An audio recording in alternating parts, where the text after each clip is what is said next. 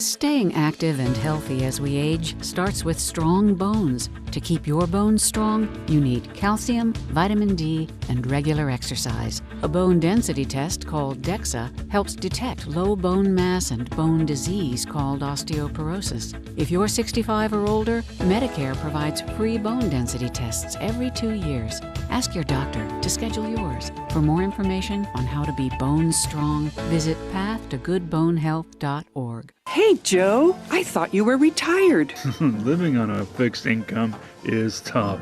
So here I am, an essential worker. I know. I mean, food prices are going up every day. Thank goodness for benefitscheckup.org. Benefits what? benefitscheckup.org. It's a free website where people over 60 can find help to pay for food, medicine, even utilities. I got $1,200 a year in benefits. Maybe it can help you. We are Sports 56, WHBQ Memphis, and W253DF Memphis. Flynn Broadcasting Stations. Oh, yeah. It's time for Sports Time on Sports 56 and 98.5 FM. The first hour of Sports Time is brought to you by Lexus of Memphis. Here are your hosts, Brett Stats Norsworthy and Bryant Dacus.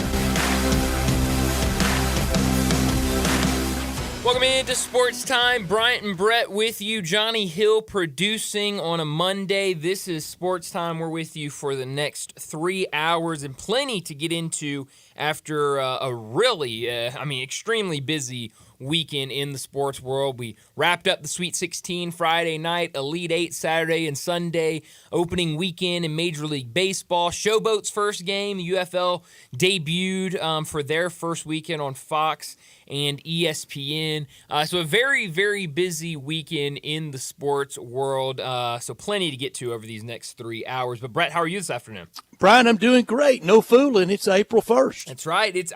Honestly, how'd that happen? That might be the biggest joke or prank of the day, that it's already April. I mean, it feels like yesterday it was Christmas. 3 months ago was January 1st. 3 months from now will be July 1st. Yeah, it's hard to believe. It goes by fast. And I had a lot of people yesterday going, wait, tomorrow's April? April starts tomorrow? Where did the first 3 months of the year go? And, it's behind us now, and it's fast year. You and Connor were at AutoZone Park Saturday. How'd I miss you? We were there on I went Saturday and Sunday. Yeah, Connor wanted to go, obviously being a White Sox fan with the Charlotte Knights in town. He wanted to see a lot of the young guys. So we went down there Saturday. It was kind of a last-minute decision. Went down there. We were sitting kind of down, in pretty much right field on the third base line. I never got that way. I got down third base and left field way. Yeah, so we were down first base, kind of right there where the away team hangs out at, and it was fun. Redbirds won that game, and so 10-3. It was a fun lickety split game, wasn't it? It was a very fast game. 225. Wow. Brian, back in the day of before the speed up pace, 10-3 would have taken forever. Oh yeah. Oh, absolutely. And it was fast. I mean, we left the game when it was done, and I think Connor, we were like driving out, and he like looked down at the time. He was like, "Wait a minute, it's only whatever time it was," and I was like, "Yeah, no, that was a very fast game." It took me longer to get to AutoZone Park and get back home than the game took. I believe it. Yeah, I mean, honestly, it was very fast. But hey, that's what Major League Baseball wants to do. They want fast games, and so it's a good time. I don't mind it. I was so wrong. I was so opposed to. Now I would always scotch it with, we have plenty of rules and mechanisms already built into the rules of baseball and the rules of the game to have speeded up, right? And they just wouldn't do it, and it took the clock. And Brian, something else I don't mind at all, and I like seeing how vindicated more times than not that the home plate umpire that they are on the ABS, on the automated balls and strikes. That was one of the fun parts on Saturday was challenging the calls and then it coming back and it was tapping a call it strike. on the head. Yeah, tap the head real quick and then and Connor. I mean, I think the first 2 or 3 were all the wrong call made by the umpire, and and Connor was like, man, I mean, this guy he gets to get it together. And but by the end of the day, that's right. He made up a lot. Sure did. And to their favor. I mean, they are just on the edge. Oh, man. I mean, and you got to remember, I mean, that's a human being. Sure is. Sure is. And that's very, very fallible. Yeah, we were kind of talking about, I mean, the fact that if it's touching at all, the strike zone, then it's considered a strike. That's right. And so, I mean, one it's seam. Tough. Yeah, I mean, it's tough. And one thing I think, and I pitched this to Connor, especially if this gets to Major League Baseball, I'll watch. I don't watch a lot of tennis, but I'll tune in. When they're doing the majors. They have the best. They do, and when they're checking the camera, everyone claps, and you start slow, and then you kind of speed up, and then it does it, and everyone either responds accordingly. I think baseball needs to adopt that because you kind of wait and you get the clap going, and then you figure out if your team was right or wrong. I like it. It was good to be at the ballpark Saturday and Sunday. On Sunday, 2:45. That game. I mean that. Wow. That's fine. Yeah. I quick. Again, in person, I'm not that hung up on the speed, right. But I don't mind them moving along.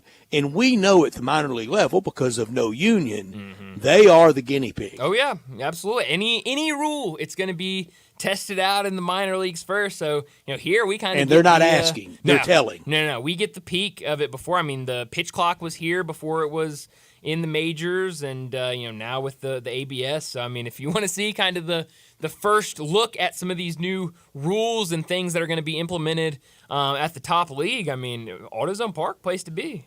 And you see it with the UFL. All the experimentation with the UFL. It's coming to an NFL Sunday soon. No, you're absolutely right. And I was paying attention to the UFL over the weekend. I kind of a last second, I forgot to text you, last second bet, we placed the under on the first game of the UFL.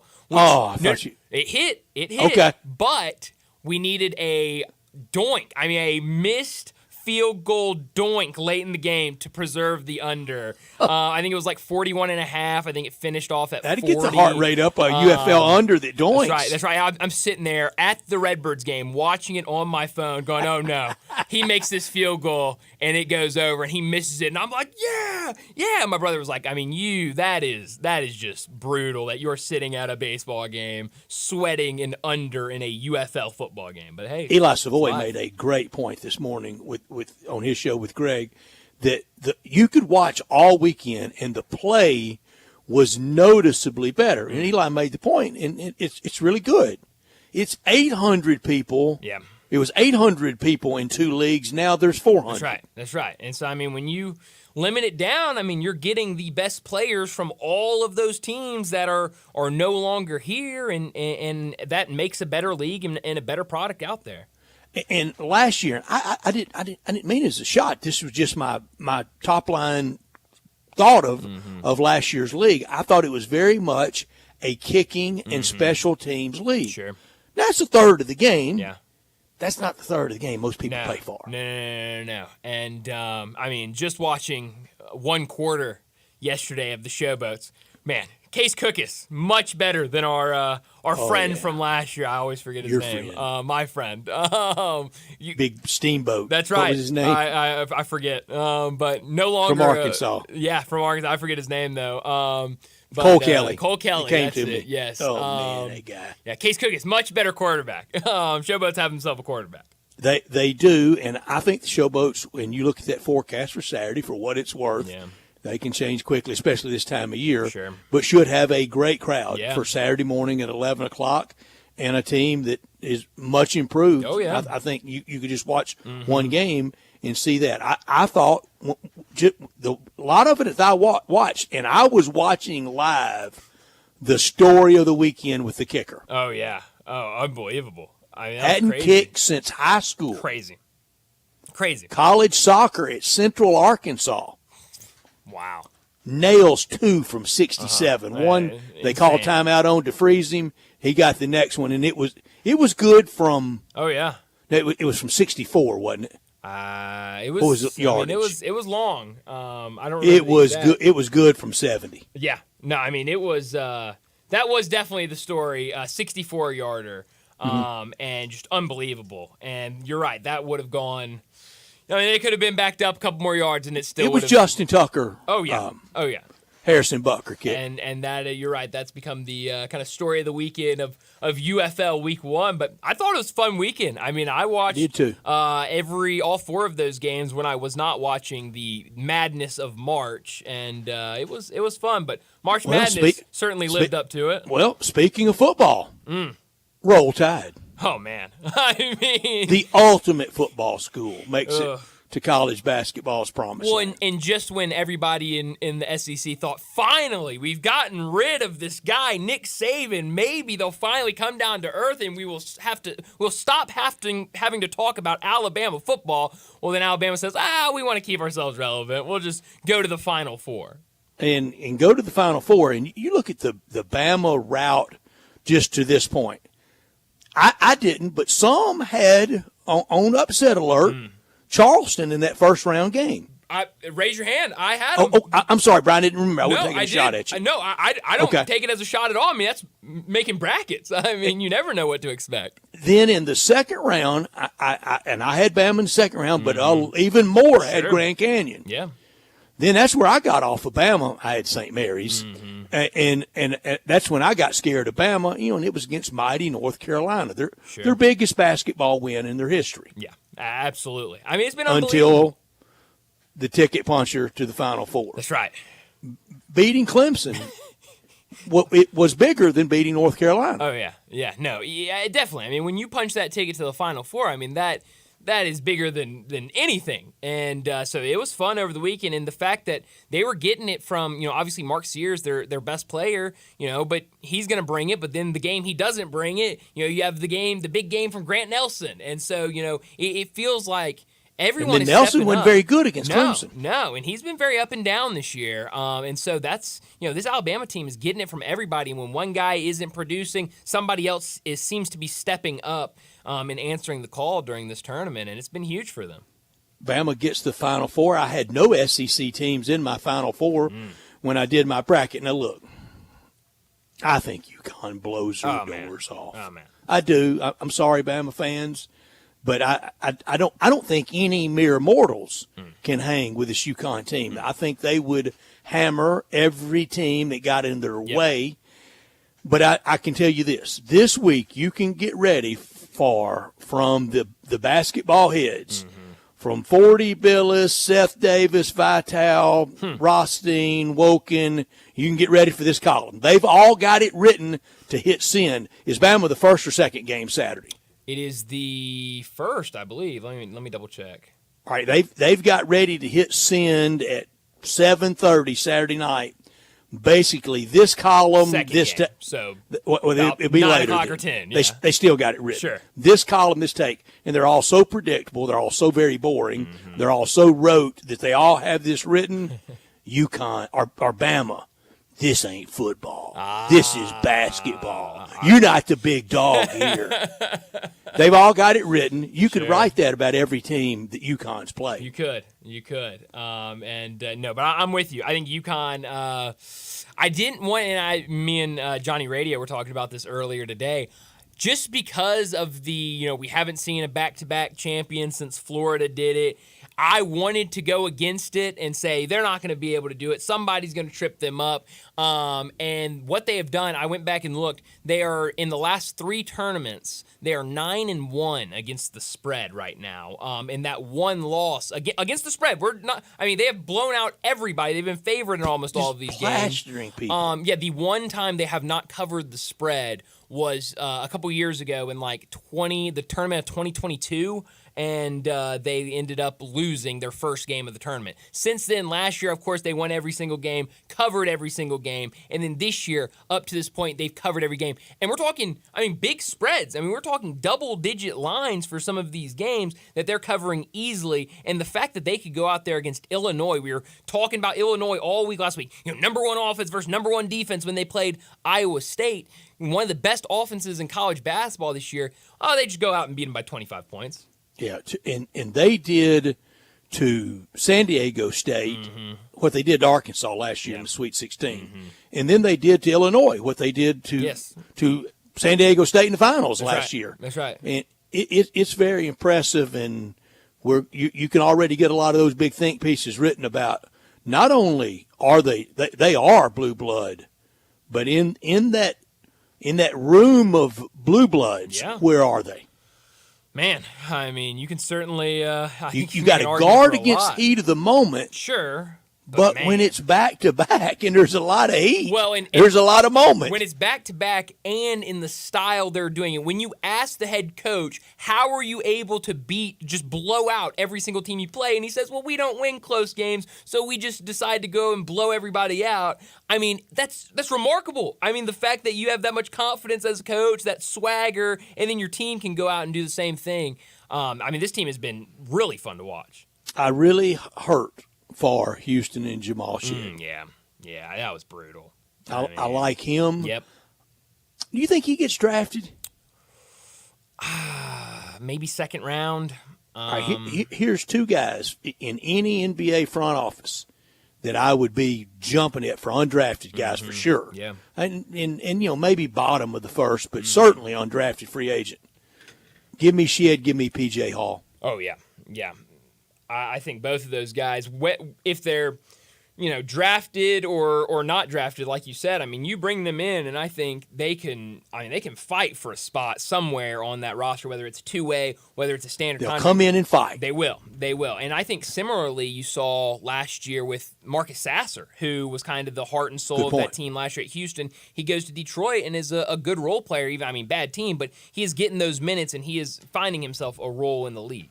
Yeah, and for Tennessee, the heartbreak, we talk about these teams' best win ever.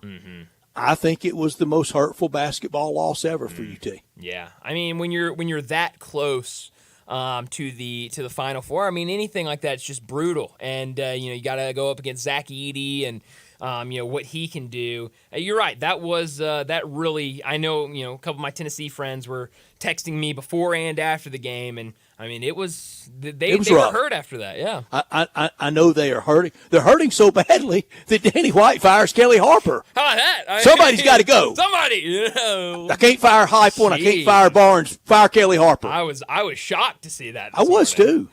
But hey, I guess something's got to happen.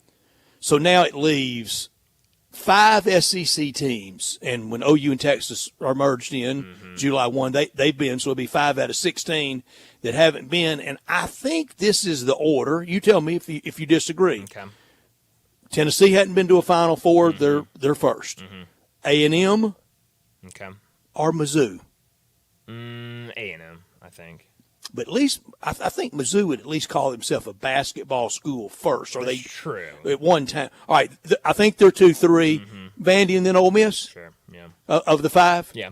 I think that's a good list. But And Tennessee, if you didn't get there this year, when are you getting there? It's hard. And to have a performance like that from Dalton Knecht yesterday, where did not feel like he could miss. And then, nobody else really stepped up. And didn't feel like Ziegler could make. No, exactly. It did not feel like anybody else could make a shot. And then down the stretch, a little too reliant on him and, has a shot blocked, missed a couple of looks, and, ultimately. He took on Mount Edie once he did. and got swallowed. Oh, man, that was rough. But, played Purdue extremely close, and, that was a game of runs. It seemed like you'd sit down and, Purdue was on a 11-0 run. You'd get up. Before halftime, just when Tennessee gave it away. Yeah, absolutely. Absolutely. It was a fun game. It was. But certainly a brutal loss for Tennessee. We're going to obviously talk a lot of NCAA tournament over the next 3 hours. But let me set up today's show before we get to top and not top story of the day. 3:30, we'll talk a lot about the tournament, what happened over the weekend. The Final Four has now been set, and we'll get that doubleheader on Saturday night. NC State and Purdue, the first game, UConn and Alabama, the second game. 3:45, Jason Munz had the story this morning. The scan count for Tiger basketball this year, it's been released. He did a story on the exact numbers, broke it down by game, what it means. So we'll take a look at that at 3:45 and talk about what that means for Tiger basketball. 4 o'clock, David Cobb from CBS Sports. He'll join us, talk a lot of college basketball. He was in Detroit over the weekend as Tennessee won their Sweet 16 game, but then lost to Purdue in the Elite Eight. So we'll talk a lot of college basketball with David Cobb, what happened in Detroit, and then what happened over the rest of the tournament since the last time we talked to him a week ago. 4:30, Shelby Mast from BracketWag.com. He'll join us, talk some more college basketball with him, how this bracket has played out, and how NC State, a team that at one point had to have a buzzer beater, wild, almost half-court shot to go into overtime against Virginia, banked in the ACC semifinals, how they are still standing in the Final Four, a remarkable story. So we'll talk a lot of college basketball with Shelby Mast. 4:45, big number of the day. 5 o'clock, DeMichael Cole, the Grizzlies beat writer for the Commercial Appeal. He'll join us. We'll talk Grizzlies. We'll also talk NBA as we're getting down the home stretch of the season.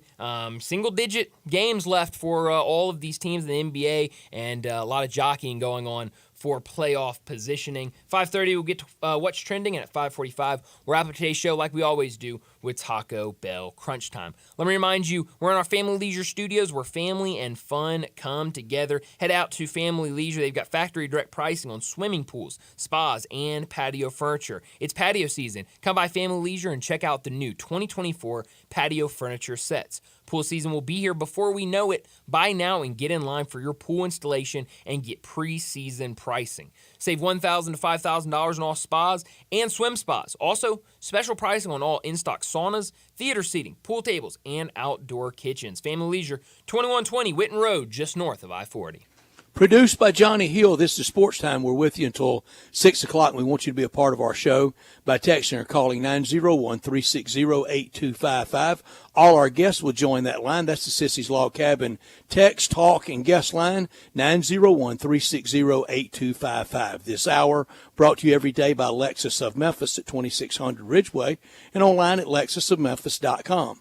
Great offers on all 2024 models and always special leasing options. Drive in luxury and confidence knowing that every new Lexus comes with complimentary first and second maintenance services.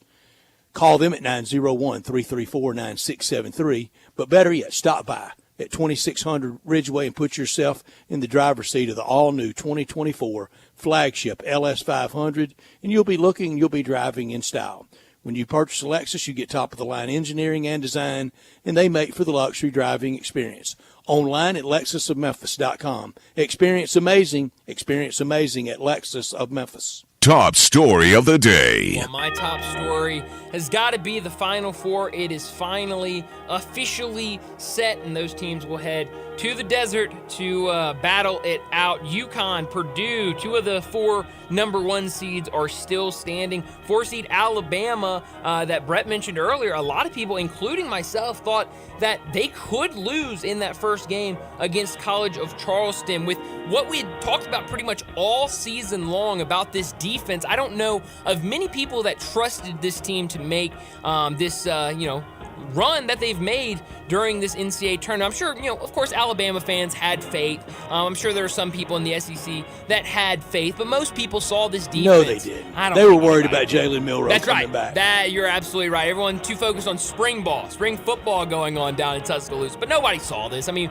this defense has really struggled all year long. So what do they do out here in the NCAA tournament? They go and try to outscore everybody, try to get a couple of key stops here and there late in games. teams to secure victories, and it has worked for them. So they're still standing. And then the biggest story, the Cinderella story of March Madness, NC State all the way to the Final Four. I didn't want to call them a Cinderella last week when they were in the Sweet 16, and it was like, okay, this is a great story, but it's still an ACC school. Now I'm full out. This is a Cinderella story. 11 seeded, a team that I was watching that game. I'm pretty sure I had money on NC State to at least cover against Virginia in that semifinal game to go to overtime in the ACC tournament. I had no idea that they would still be standing or even make it out of their first game in the NCAA tournament. But here they are in the Final Four. They lost by 20 to Ole Miss. Crazy. Crazy. I mean, the two great players for NC State each had 5 points. Crazy. Just insane. And lost by 20, 72-52. They have certainly found their groove here late and have been really surprising everybody. A big win over ACC foe Duke in the Elite Eight, and now they're still standing in the Final Four. That counts double for them in that area with Duke, and kind of the fifth wheel, third team between Duke and North Carolina, and right there in Raleigh, Durham, they come out of my top story. Final Four indeed setting, and two were bracket darlings. So we knew that two would be in there. UConn in a UCLA Wooden era blitz through another tournament so far, and Purdue, number one seed last year, number one seed this year, back-to-back National Player of the Year. So everybody kind of had those two meeting in the middle of their brackets. Then those other two, I don't know if many people had those. Zach Edey has had a special year from the upset last year at FAU, that first-round exit, to this year. But now you have NC State as well from the vaunted ACC on a Jimmy V 1983 run. I think if they complete this, it will be more shocking than 1983 Albuquerque. And from the Ultimate Football League, the Ultimate Football School, in its first Final Four ever, Nate Oates, he gets the credit. Sure does. Absolutely. Not top story of the day. Alabama carrying the conference in football and basketball. I saw somebody post that earlier today. That won't make a lot of SEC fans happy. How hard would it? All right.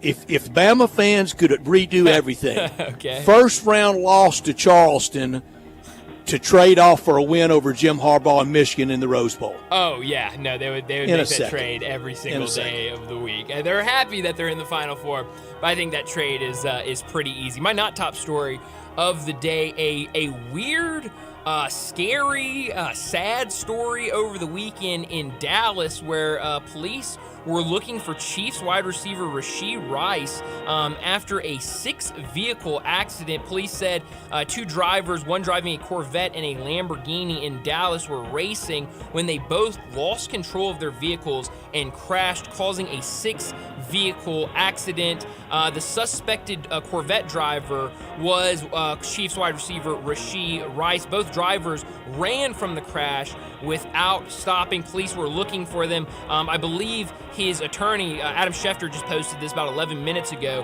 His attorney, Royce West, posted a statement on behalf of Rashee Rice. It reads as followed: on behalf of Rashee Rice, his thoughts are with everyone impacted by the automobile accident on Saturday. Rashee is cooperating with local authorities and will take all necessary steps to address this situation responsibly. Any and all requests for comment can be directed to his attorney, Mr. Royce West of West and Associates, LLP. So, I mean, just a wild story yesterday. Obviously, the former SMU receiver, obviously back in Dallas, I guess, for the offseason, but just coming off a Super Bowl win and out racing Corvettes and Lamborghinis and causing a crash. Definitely not what you want to see from a young receiver that I think in a couple of years could be a star in this league. No, he sure could be, and could have wrecked his life and his career over the weekend. I just don't get it, other than being young and you make a lot of mistakes. But it's unfortunate, and for some people that were injured. My not top story: Zach Edey has been the most dominant player in the NCAA tournament, and some still want to dismiss him. I think he has some role in the NBA. I don't know if I know he's not a franchise player. We long ago moved away from the post player being the kind of the bulwark of any NBA team. but just enjoy the college aspect of it. I did, and watched him yesterday. I know Tennessee fans are irate over camping out in the lane, but nobody gets that called on them anymore. Remarkable player, first player to lead the Division I in scoring and make the Final Four since the Big O, Oscar Robertson, did it in 1960. But Zach Edey doesn't want to join Oscar Robertson in this. As great as Oscar Robertson was at Cincinnati, never won it all. Wow. Won it the year after he left with Paul Hogue as MOP and former head coach Tony Yates, also a member of that team.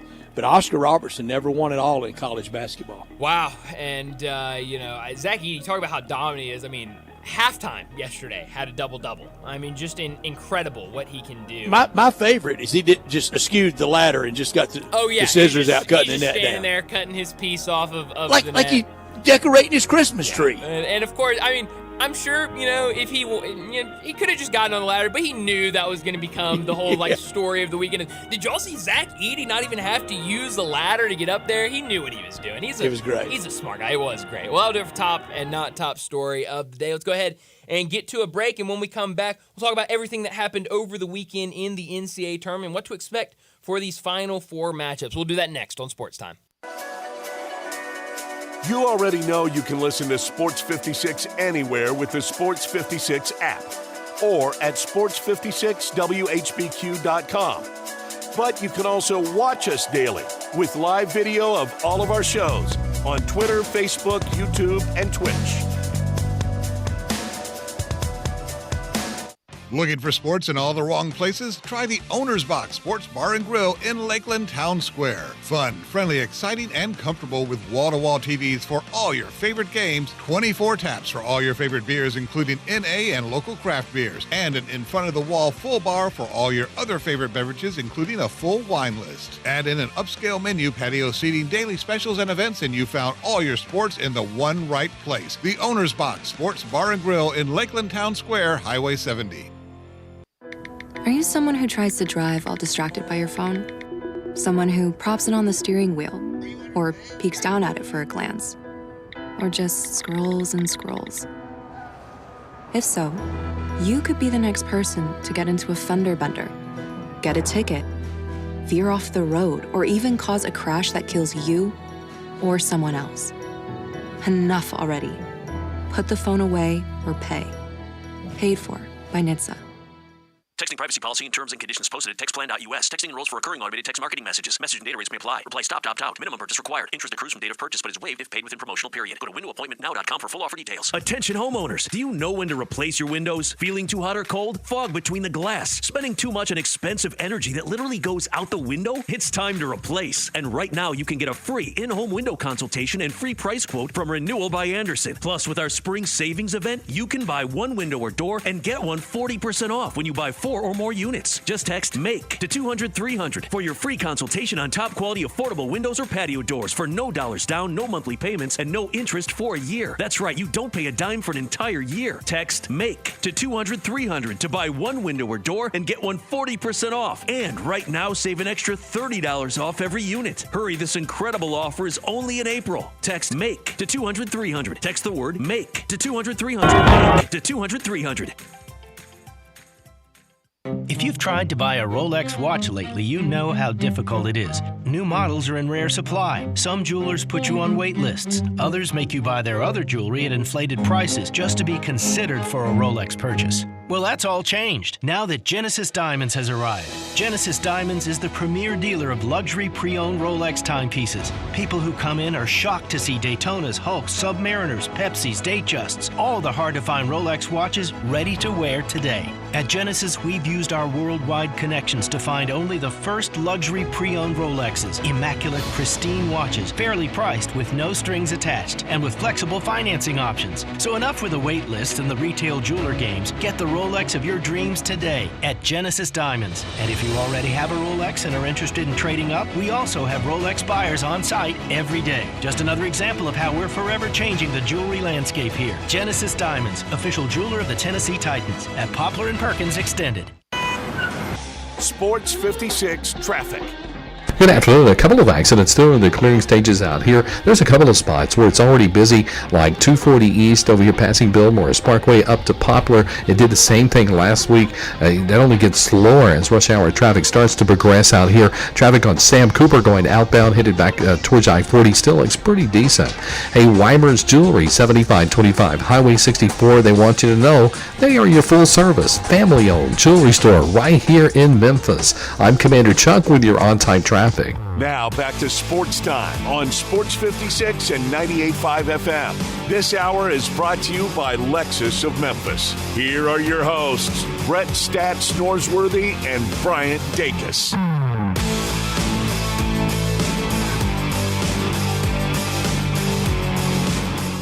Going back in Sports Time, Bryant and Brett with you. I don't know what's happening with the Cubs right now, but the White Sox and the Braves in a rain delay in the 8th inning. They're trying out different snacks from the White Sox concession stand. So that's always a good move. Our White Sox delay. But I told you earlier, it was symphonic, operatic. I had on 2 games.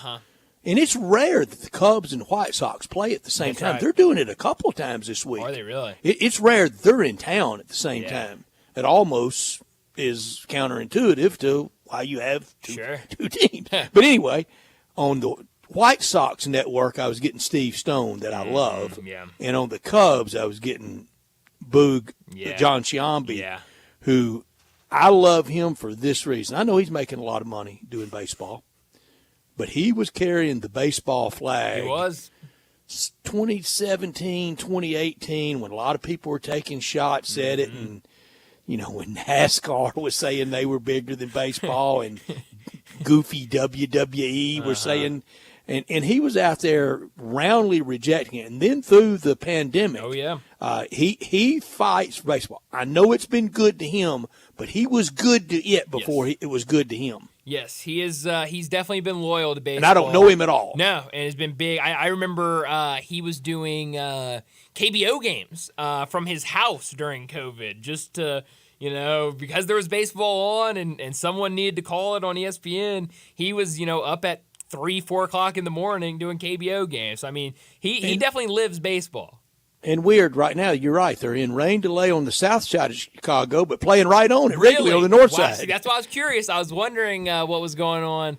It looks cold at both places. It looks cold and rainy. I was listening when I was driving up here. I turned on the radio broadcast of the Braves game, and they were saying that supposedly a lot of bad weather is supposed to be rolling into Chicago over the next couple days, and so it could be cold and rainy through most of the series. Pittsburgh Pirates may never lose another game. Up 2-0 over Washington already. Undefeated Buccos. I mean, might win the World Series, Brett. I mean, could.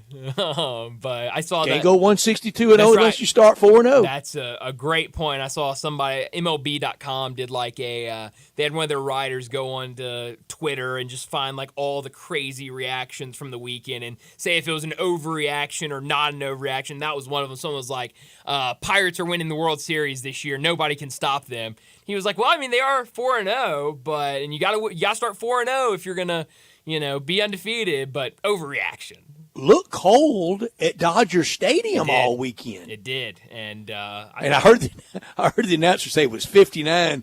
They were bundled up like they were at Lambeau. 59 is freezing in Los Angeles, so I don't know if I can blame them that much. But I thought a fine weekend for the Cardinals. I thought the Cardinals competed and fought. Yeah, I thought so. Like what UConn's going to do to Bama and to just about everybody, the Dodgers are going to do that to most everybody except for the Braves in the National League. That's a really good point. And so that lineup is so unforgiving. It just keeps coming at you. It sure does. I mean, there's no let off in that lineup at Can you imagine being able to be a fan? And, I don't know any fan that goes to all 81, but let's say you went to 50 of the 81 and got to watch Mookie Betts play 45 of those 50 times. Mookie Betts is unbelievable. Isn't he? He's just so much fun to watch and a great personality, too. I know he does like a podcast, I think, with Bleacher Report. He is. He's really fun.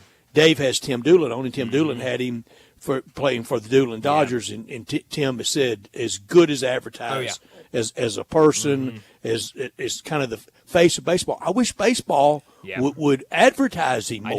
I do too. Because before, like I said, I knew good player, but I was never a huge oh man, Mookie Betts. But I liked him, thought he was fine. And then I listened to his podcast a couple times, and I was all in. I was like, oh, I love Mookie. He is awesome. Why would the Red Sox ever let him get out of there?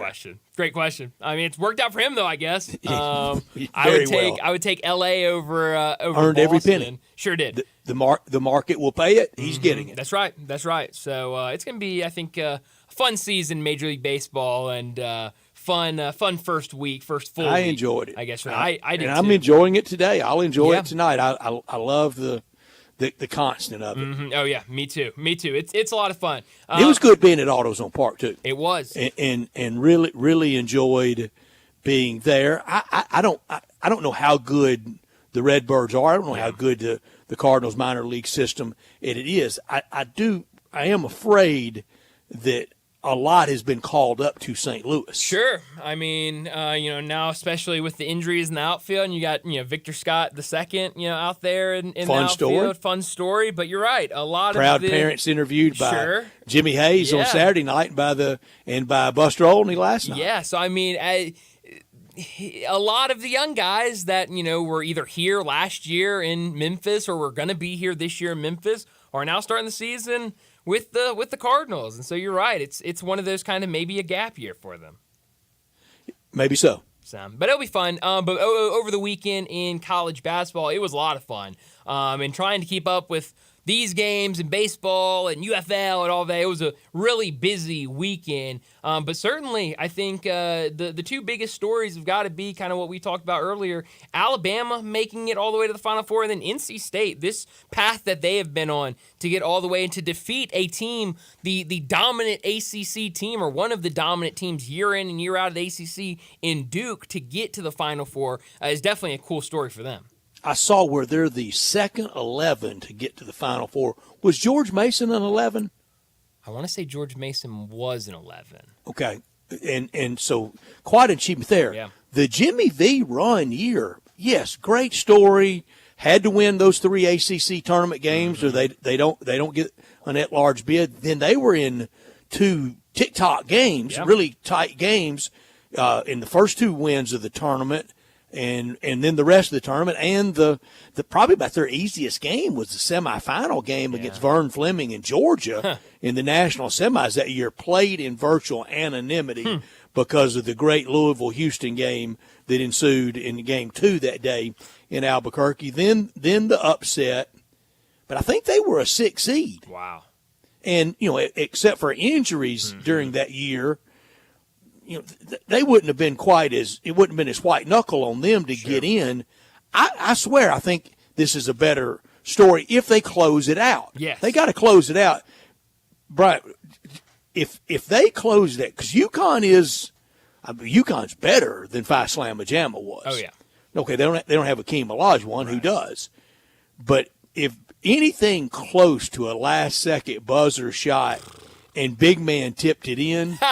Kind of in 83 style, like Lorenzo Charles did, it tops it. Now, they got a big man they got to face in the semis. Yes, and that is going to be the matchup that everyone's going to be talking about all week, and that everybody's going to be watching during that game Saturday night. Zach Edey, big 7'4", 300-pound Zach Edey versus DJ Burns, who has kind of become the sensation of the tournament for his size and how he moves around the rim. And I think he's a mix of Oliver Miller and Big Baby Davis. Oh, I like that. That's a really good comparison. I even saw today that some people in the NFL have been talking about trying to get him and converting him into a offensive lineman. Don't take it. Don't try that. No. But it's certainly a fun story. And I saw last week alone, he did 5 NIL deals after kind of that first couple of weeks or that first 2 rounds. His hands are so good. Oh, you he's cannot really good. handcuff him. You can throw it at his shoe tops and he'll scoop it up. That's right. Somewhere in his life, he's had to have played first base. Oh, yeah, I believe it. And, I mean, a guy that I don't think a lot of people realize how old he is. I mean, a guy that started at Tennessee and then went to Winthrop for a couple of years and is now at NC State, but was in the same. So Tennessee passed on him and Zach Edey. That's right. And he was, I believe, in the same class as Zion Williamson. He was. Out of he South was, Carolina. Brian. I think he was the third overall player out of South Carolina in that recruiting class. Well, that'd be in the Ja years, that too. Would be, Ja Morant as well. Obviously, Ja Morant not as recruited as those guys. I wonder if they cross paths in the AAU circuit. That's a good question. I would not be surprised if they did. I'm Small sure they world, have. isn't it? Very small world. But so, a really fun story with DJ Burns. It's a fun story. The Kevin Keats story is fun. Yeah, that's a really good He story. was OUT Sure out, was. no doubt, and gets on this monster role and trying to replicate the great Jimmy Valvano from 1983. Yeah. And the Elite Eight was the first time since '86. Valvano's '86 team was much better than his '83 team. Yeah. Much more talented. Chris Washburn, I think, had another good big man. I'm sorry, I can't remember his name. Strickland, Shackelford, something like that. But had other players, and just couldn't. Kind of got too famous after '83. All of them. Interesting, huh? Well, yeah. I mean, it's fun, and then also, I mean, you mentioned Zach Edey. That was fun after the Tennessee win, where he runs over to Matt Painter before Matt Painter's trying to go and shake hands with the Tennessee staff, and kind of gets blindsided by Zach Edey into a bear hug. And after the game, That's Zach a big Edey, bear, big bear. And after the game, Zach Edey kind of talking about how much winning that meant to him and Matt Painter, and then kind of how he was overlooked out of high, only a 3-star out of IMG, out of high school, and Purdue goes and takes a chance on him and has now become one of the most dominant big men player we've seen in college basketball. Ain't good for Matt Painter. Yeah. Good solid coach, good solid player there, and good coach, and finally gets there. What's your Rick Barnes thoughts today? Yeah, I mean, I think a great season, and just fell short, but I think a really good season for him, and I think you get out of that second round Rick, I hope, a little bit with this run. I know it. How much? I think it I think should. a little bit. I think a little bit. I think it should get you out of it. When you can be right back in it, it's the next time you lose in the second round. That's a very good point. And so maybe, what they say, you just need to, break through once, and that changes a lot of things. Maybe that's what he needed. Bold prediction. Okay. Next year, after NCAA tournament exits, both Rick Barnes and John Calipari call it retirement. Really? Wow. Bold prediction.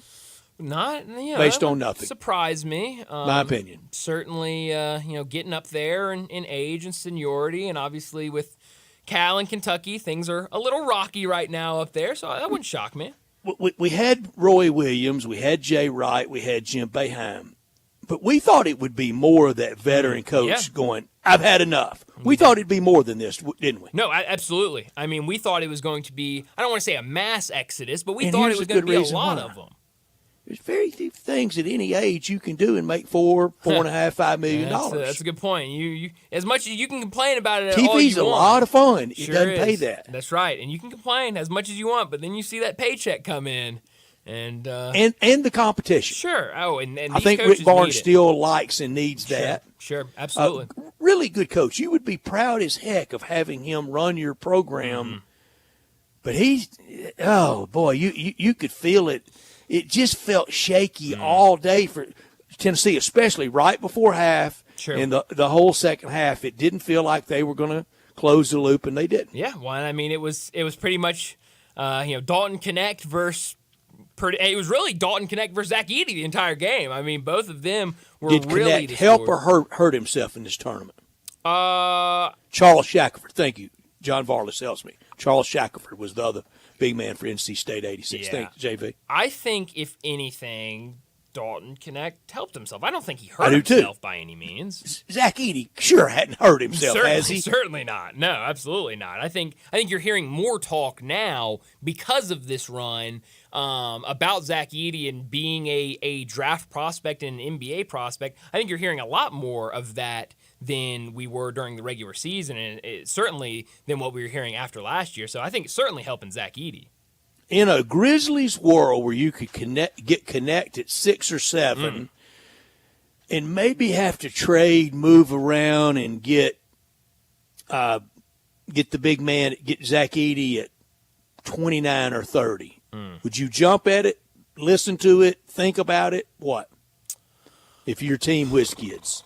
I probably would think about it. Maybe I certainly I don't think I would jump at it. But I would hear it. I would if someone came to me and said, "Here, this is what I think we should do." I would hear their thoughts and that's my let dream. Them lay it out.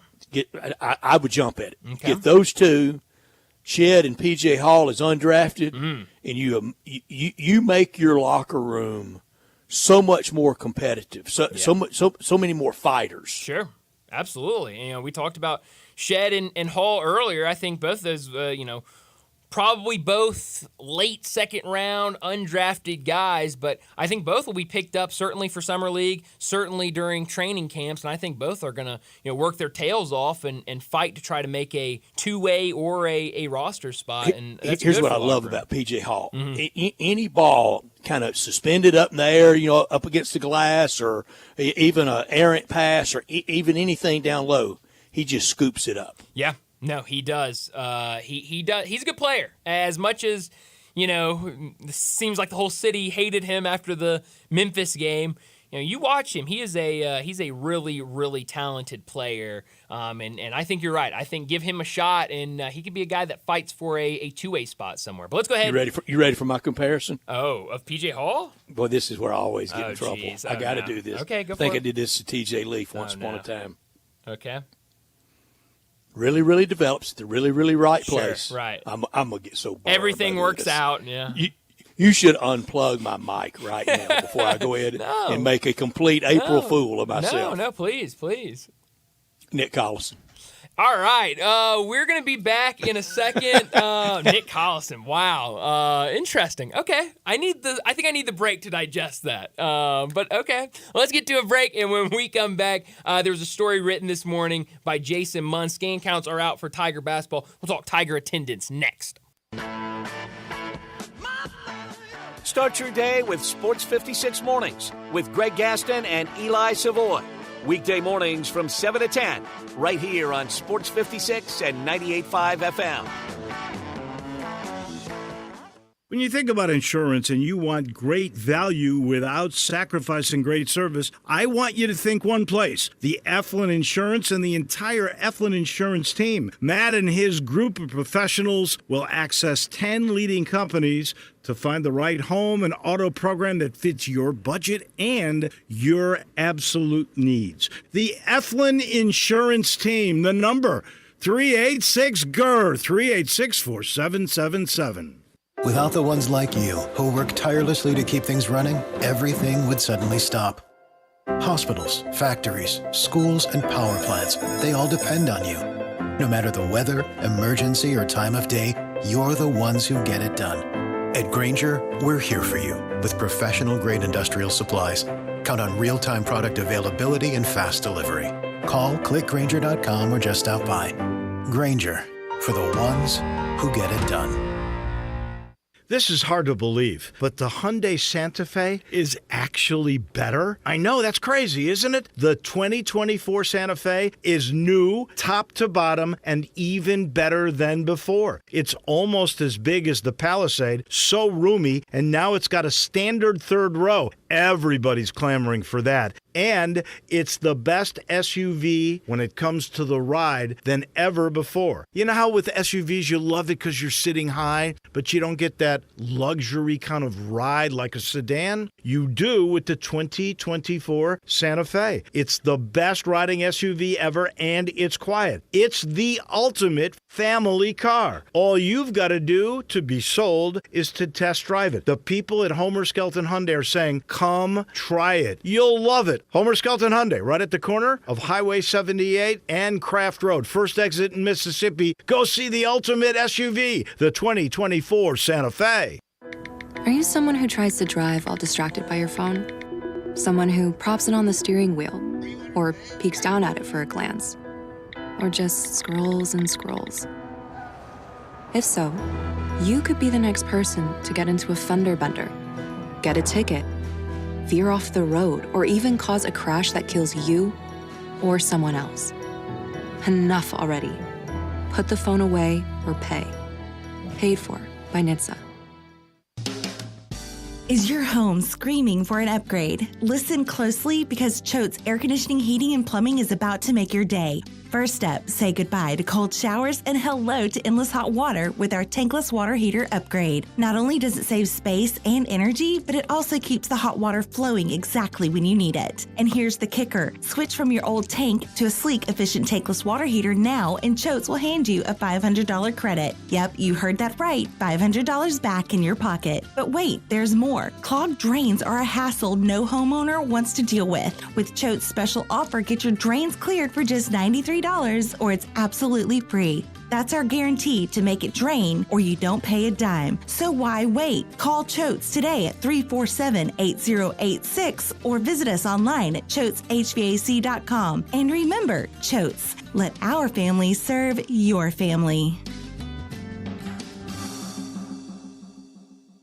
Now back to Sports Time on Sports 56 and 98.5 FM. This hour is brought to you by Lexus of Memphis. Here are your hosts, Brett Stats Norsworthy and Bryant Dacus.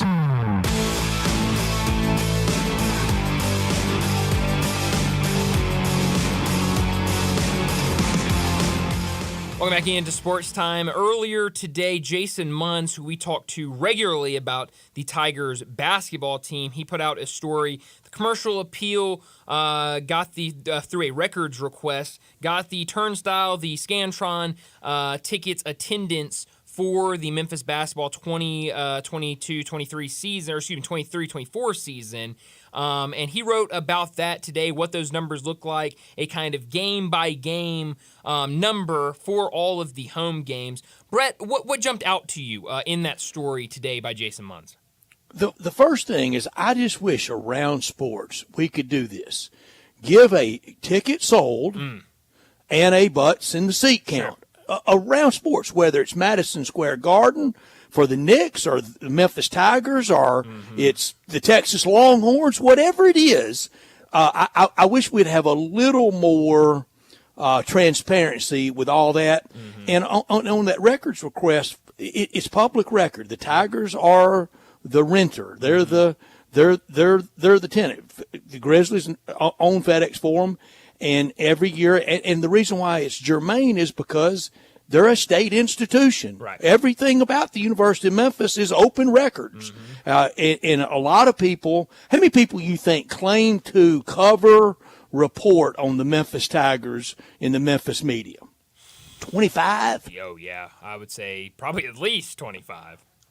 Every single person can get this, I think, by either contacts with the Grizzlies or contacts with the University of Memphis, and Jason always gets at the end of every year. But I think we could get it game by game if you would ask a lot of people. You're not asking them for private financial information. You're not asking them. You're not violating HIPAA. You're not violating lawyer-client confidentiality. Yeah. And a lot of people don't want these numbers in this story. It always passes as a one-day story, and then we go right back into fibbing to ourselves next year of, there was 16,000 there for the Clemson game. No, it wasn't. When I told you on Monday after the Clemson game that there was 10,587 at the Clemson game. Right. Yeah, I mean, why do we have to go through this dance? I don't know. And it's every year. You're absolutely right. And it's a very weird game. That's over in football because the Tigers are now the owner of the stadium. That's right. That's really good point. There's no contract with the city of. That's a good point. I didn't think about that. But I also remember being at the Charlotte game, and that was right after the Tigers lost those back-to-back games in Texas against SMU. And I texted you that day. You did. I was at the game. You texted me, asked me what it looked like. I said, Brett, it is not a great crowd here. And then I'm pretty sure you told me what you had heard the scan count was. And every friend of mine that I text a scan count to, you can count on the next text back. Oh, no way. There's more than that here. There's just no reason for either party to be fudging. No, I trust you. When you send me something, no matter what it is, I trust you, and I trusted you that day. Now, and in fairness, I know we're running long. We got David coming up. In fairness to the Tigers, I don't think it's fair to count those two exhibition games against them. Nobody's going to that. First of all, that probably should just be free. Yes. So if you cut those two out, the number's around an average of 7,300, which is about 40% capacity for the real games. Whatever it is, got to get percentage of capacity up to about 60%. That should be the stated goal in the Tiger ticket selling office. Let's get to 60% in real attendance at Tiger home basketball. Yeah, I'm with you on that. I am, and I think the exhibitions. It's hard anywhere to draw for exhibition games. Impossible. And so I don't take that at all. I start my line at the Jackson State game and then go from there. Anything before that it's whatever. And you could even dissect it to cutting out Jackson State and Alabama State, and then that bumps it up a little more. There's a lot of tickets to sell, though. It is. It's a lot of seats at FedEx. You're right. You're absolutely right. So, it's interesting. I find it interesting every single year when we get these numbers, when we get this story. It's going to come every year. But we'll see what it looks like next year, and obviously a lot to find out about this Tiger team before we get to getting butts in the seat. We need to know who's on the roster, what that team looks like, what the schedule looks like. It's going to be, I think, a very busy offseason for Penny Hardaway and the Tigers. Well, let's go ahead, wrap up our first hour, and get to a break. When we come back, we're talking more college basketball with David Cobb.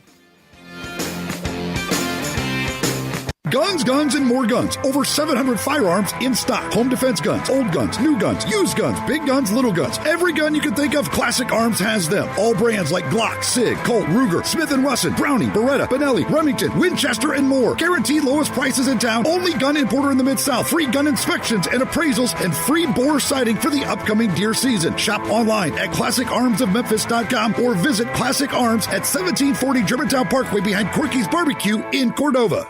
Yo, Mark, long time no see. You still down at Dyer's? Man, I'm not down at Dyer's. I'm out at Collierville Historic Town Square. When'd you move out there? We've been out there for about 13 years. We've got the shops, the park. We got the train the kids like to play on. You still cooking those burgers the old-fashioned way? Man, we're still flattening out those hamburger balls on a slab of marble and skillet frying them the old-fashioned way like they've been doing for 100 years. Dude, you still have those onion rings. Man, they're fantastic. Hand-breaded, served up just right. I loved those milkshakes. Please tell me you're still doing those. Man, we are hand-dipping those shakes, putting them in the old glass in the shake tin, served the old-fashioned way. You got any new items out there I need to know about? We're just doing a lot of gourmet sandwiches. We've got farm-raised catfish straight out of the Delta. We've got some hot tamales from Pasquale's Tamales out of Helena, Arkansas. Man, are they served in the husk? What those guys like to say, they're so good, you'll suck the shuck.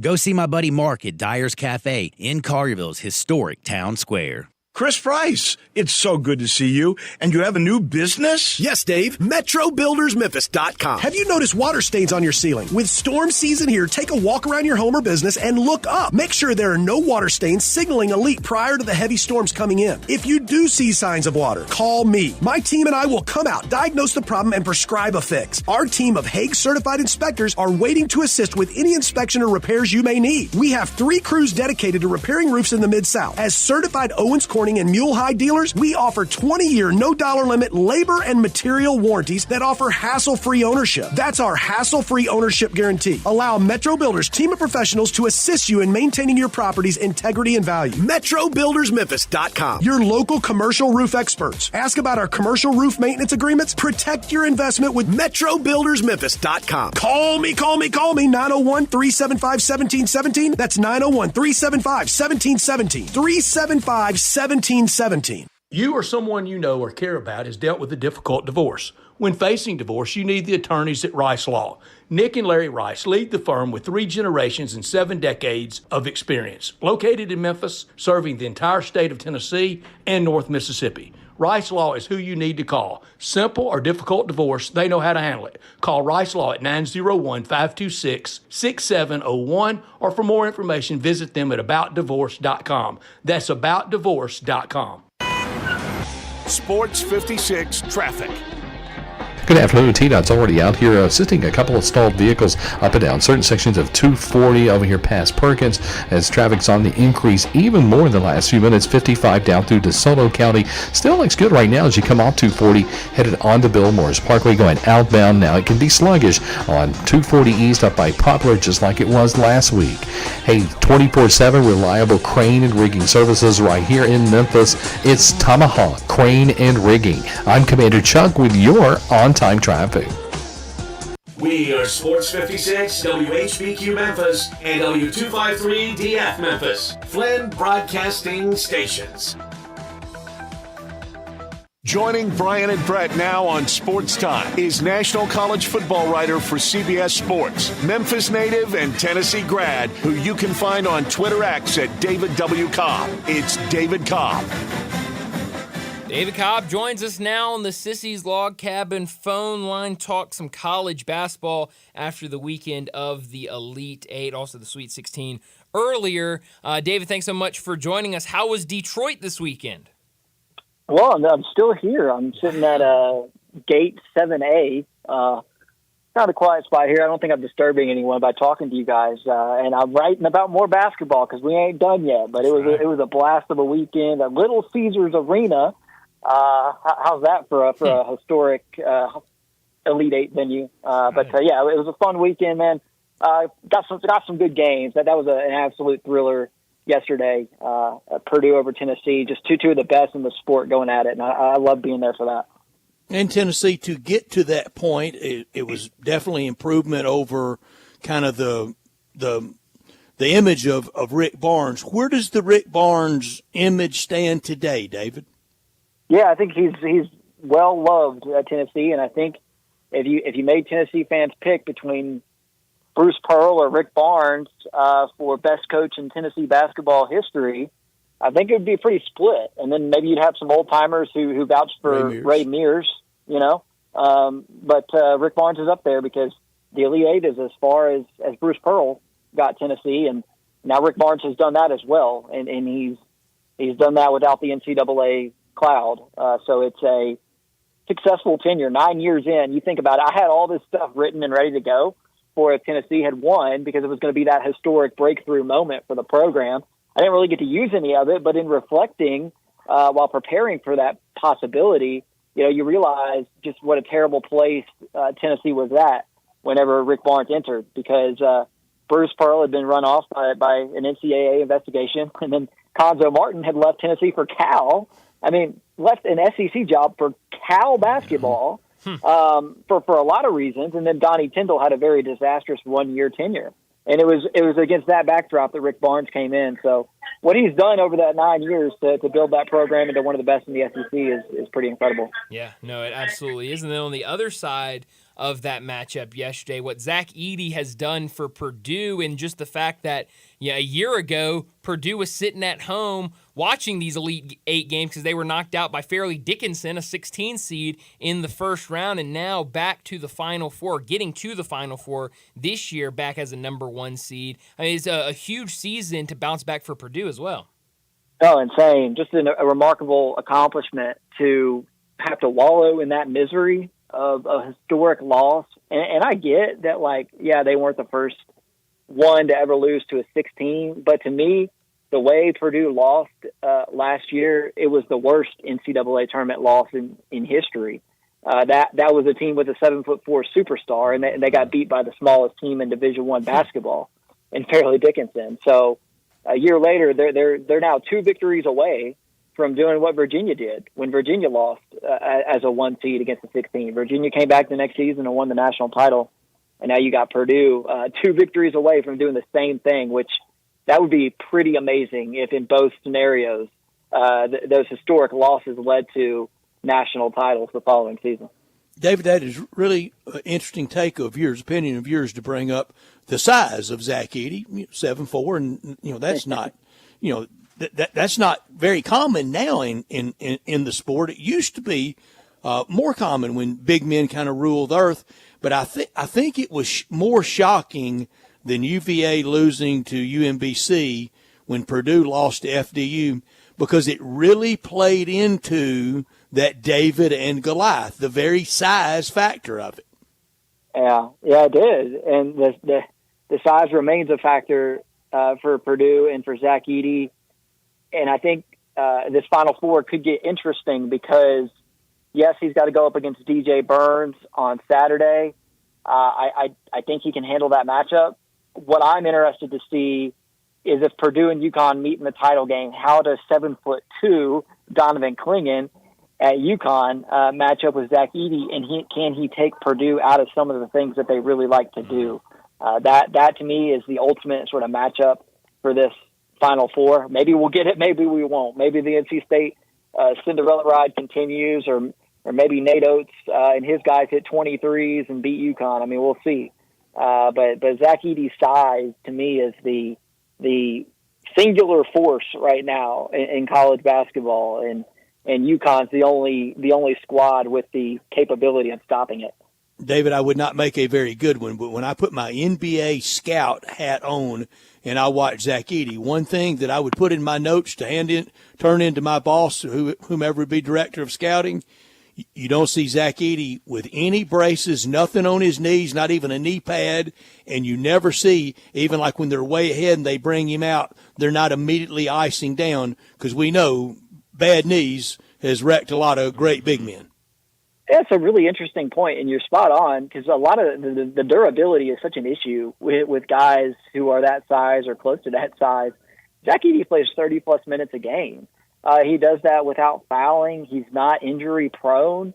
Donovan Clingan, his counterpart for UConn, has dealt with injuries in just 2 years of college basketball, and Zach Edey's kind of been injury-proof. It's a testament to his athleticism, his flexibility.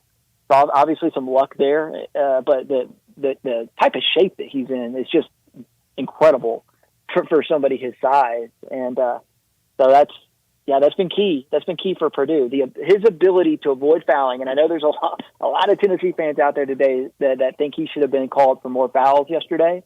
But if you go and look over the course of the season and over the course of his career, the fact that he can play 30-plus minutes in a game without fouling out, or having to sit for long periods due to foul trouble or due to conditioning issues or due to injury problems, that's an underrated element of what makes him so effective. Mm-hmm.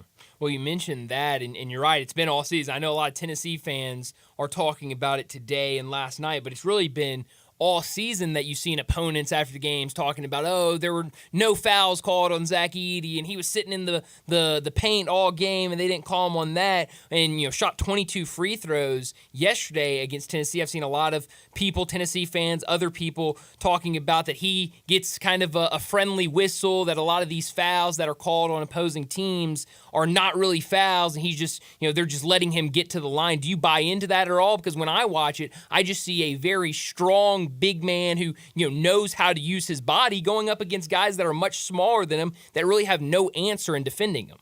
Yeah, that's it. And you got to look at the season-long body of work and understand going into that matchup the way it's going to be officiated and the way it's going to be called. Because all season long, Zach Edey has lived at the free throw line. Yeah. Purdue ranks 9th in the country in terms of free throws attempted per game. They also rank 350th in fouls committed. They don't foul, and they get fouled. They make more free throws than their opponents on a regular basis. And you got to know that coming in. And the fact that, I'm not blaming Tennessee fans for being mad. Like, when you're a fan and you lose in a game of that magnitude, you got to find something to be mad about, right? So, that's an easy target. But that's the way it's been all season long. There was nothing new, different, unexpected, or that you didn't see coming in the way that Zach Edey was officiated in that game yesterday. It's the way it's been all year long. And it was actually, they were actually a little bit looser on the whistle than they were when Tennessee and Purdue played in the Maui Invitational in November, when Zach Edey shot, I think it was 27 free throws in that game. Purdue shot 48 as a team in that game. There were 51 fouls called in that game. Comparatively, yesterday they let them play. So I get fans are mad. I think if it ends up being UConn and Purdue a week from tonight, I think Mr. Hurley for UConn is going to lose his mind over the way Zach Edey is officiated. But again, it's probably not going to be any different than the way they've called it all year long with that guy. David, next year on opening night, November 4th, 2024, opening night of the 24-25 season, what does Rick Barnes say to the Tennessee faithful to give them encouragement for the coming season? Well, we'll find out here in the next few weeks what they can get out of the portal, because I think that's going to be tremendously significant for Tennessee and the sort of product they're going to put on the court next season. And everyone's going to want to say that whoever they get, could he be the next Dalton Knecht? Yeah. There's not going to be the next Dalton Knecht. There will never be another Dalton Knecht. He'll go down as one of the 5 or 6 best players to ever wear the Tennessee uniform. Agreed. And so I, to a certain extent, hate it for whoever comes after him from the portal, because the expectations and the shoes are going to be so big to fill. So I think what the message is for Tennessee going into next season is, hey, celebrate Zakai Ziegler. He's going to be a 4th-year player, and he's not going to have a COVID year because when he began, he doesn't get the COVID year, so next year will be his last. And you celebrate this all-time great, this guy who came back from injury, this gritty player who has come in and embodied the best traits of the program. I mean, I think that's the message going into next season, is making the most of Zakai Ziegler's final year and sort of celebrating what he's meant to the program. Yeah. Talking to David Cobb. He joins us every single Monday to talk college basketball and college football from CBS Sports. The other SEC team that was in the Elite Eight but still standing in the Final Four, Alabama, they get the big win over the weekend to advance to the Final Four. How does this Alabama team get this far? Because before the tournament, in SEC play, in the SEC tournament, it was they can't stop anybody. Their defense is just so bad. They're not going to be able to advance far in the NCAA tournament. And now they're here in the Final Four. What got them to this point, and how do they match up with UConn? I'm not sure anyone matches up great with UConn. You give Alabama credit. On the one hand, you can say, well, they got a good draw in the Elite Eight because they got to play Clemson. That is accurate. That is true. But to get to the Elite Eight, Alabama had to beat North Carolina. Yeah. And you can rightfully point to the defensive issues for Alabama as a serious concern at this point in the season. However, they were able to hold a first-team All-American and R.J. Davis to pretty much his worst game of the season on the biggest stage of the year. So do you chalk that up to R.J. Davis having a bad game, or do you chalk it up to Alabama's defense? I think I'd more chalk it up to R.J. Davis having a bad game. But you always knew the potential was there for Alabama because of how explosive they are offensively. And if this team makes 15, 16, 17 threes a game, well, then sure, they can beat anybody. And the fact that they were able to get past Clemson, it was impressive because the hero against UNC was Grant Nelson, but Grant Nelson didn't have a good game against Clemson. It was Jaron Stevenson with a career high. It was Nick Pringle coming up with huge offensive rebounds down the stretch. And it was Mark Sears being an All-American and just going off in the second half and becoming that sort of March Madness hero that you often see emerge this time of year. That was a legendary performance for him that will go down in Alabama basketball history. David, I think it has to be noted that Bama got better out with the old in Javon Quinterly and in with the new. Yeah, they did. I think it's letting Mark Sears shine. And sometimes when you tweak that hierarchy at a certain position, it helps. I think it helped North Carolina losing Caleb Love. It helped Alabama losing Javon Quinterly, the old adage of addition by subtraction, because it allows a certain player to thrive more fully. And we've seen that with Mark Sears in a big time way this year. So, Alabama, we're going to hear a lot over this next week about how much of a new team they are. And that is true, maybe relative to the other teams at the Final Four, but they did bring back Mark Sears. They did bring back Rylan Griffin. They did bring back Nick Pringle. They did bring back, a couple of these other guys who maybe weren't stars for him a year ago, but who could at least kind of carry that culture forward and who knew the style of play that Nato wanted. And so I think that needs to be pointed out that, Alabama's got a lot of newcomers as part of their team this season, but they do have that sort of vital core of returning players. David, I do think Alabama is going to have kind of the basketball feeling that most of the opponents have when they play them in football, like when it's Middle Tennessee or Austin Peay or Western Kentucky and even some from the SEC. I think UConn blasts them. To pull the upset, what's the made number of threes for Alabama? Man, I'm going to get with 16, which sounds absurd, but that's within the realm of possibility. I'm there. I'm with you, and I'm saving it for my big number of the day. It's going to shock you who had the most made threes this year against UConn. Gosh, I can't even think about that. Who is it? Or are you saving it? You can say it later.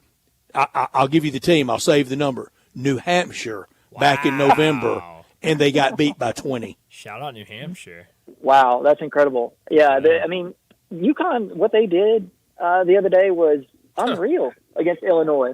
And I don't mean to be an alarmist here, but Illinois profiles similarly to Alabama.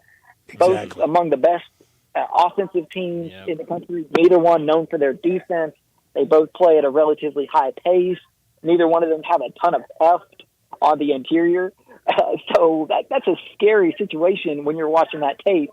Nate Oates and your staff right now, watching them do to Illinois what they did just a few days ago, knowing that you're a similar type of team going in there and playing them. Let's say Bama throws the shoe and has that just dreadful day, shooting in that dome and just everything catches up with them. They go 4 for 22.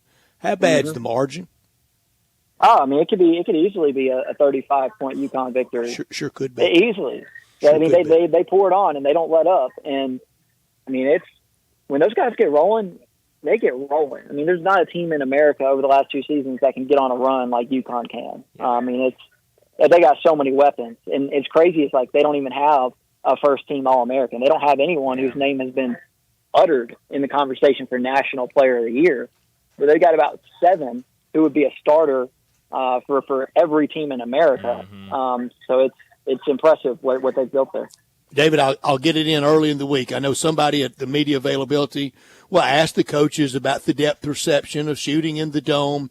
And Nolan Richardson, it didn't work real well in the finals in '95, but it did in the semis. When he was asked about it, he said, and he did, he had taken his team to shoot at a city park in Fayetteville to get ready to shoot in the dome because, as he said, because the world just goes on and on. There's no depth perception.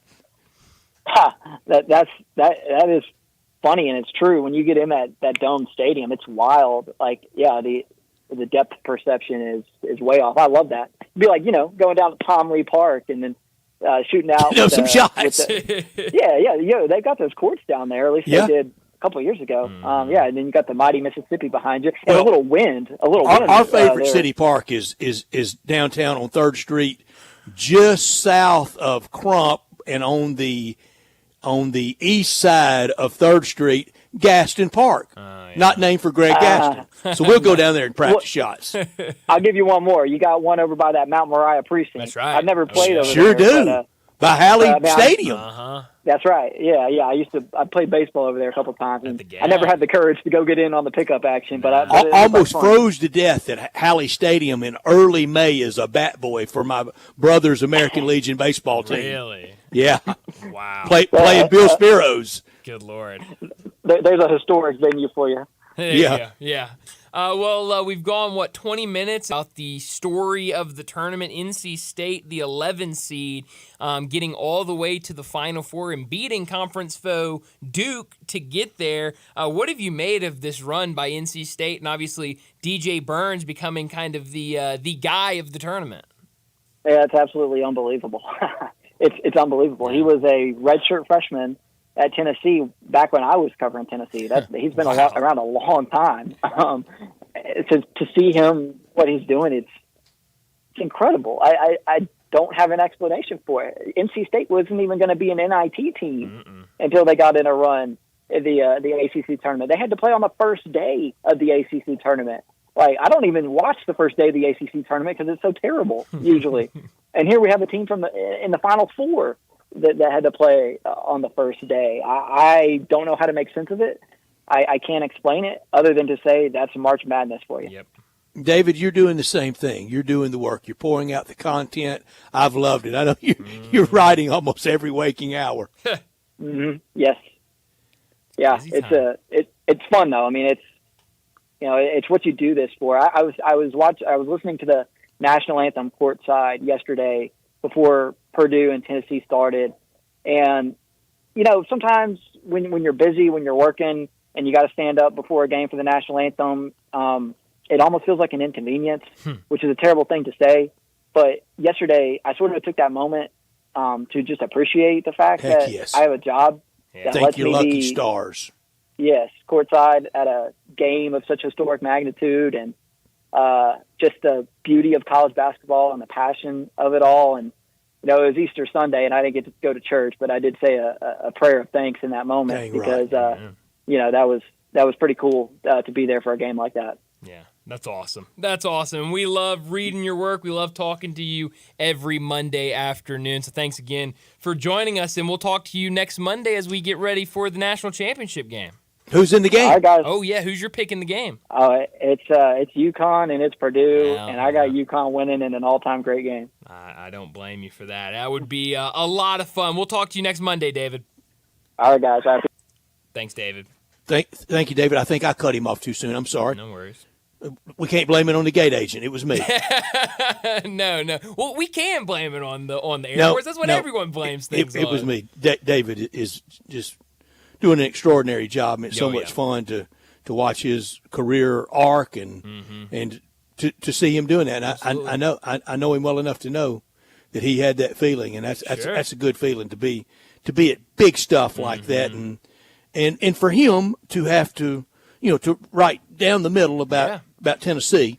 But to be able to cover them when you're in college, go to that school, and then kind of full circle, then be covering them on a national level with CBS Sports and the Elite Eight, that's pretty cool.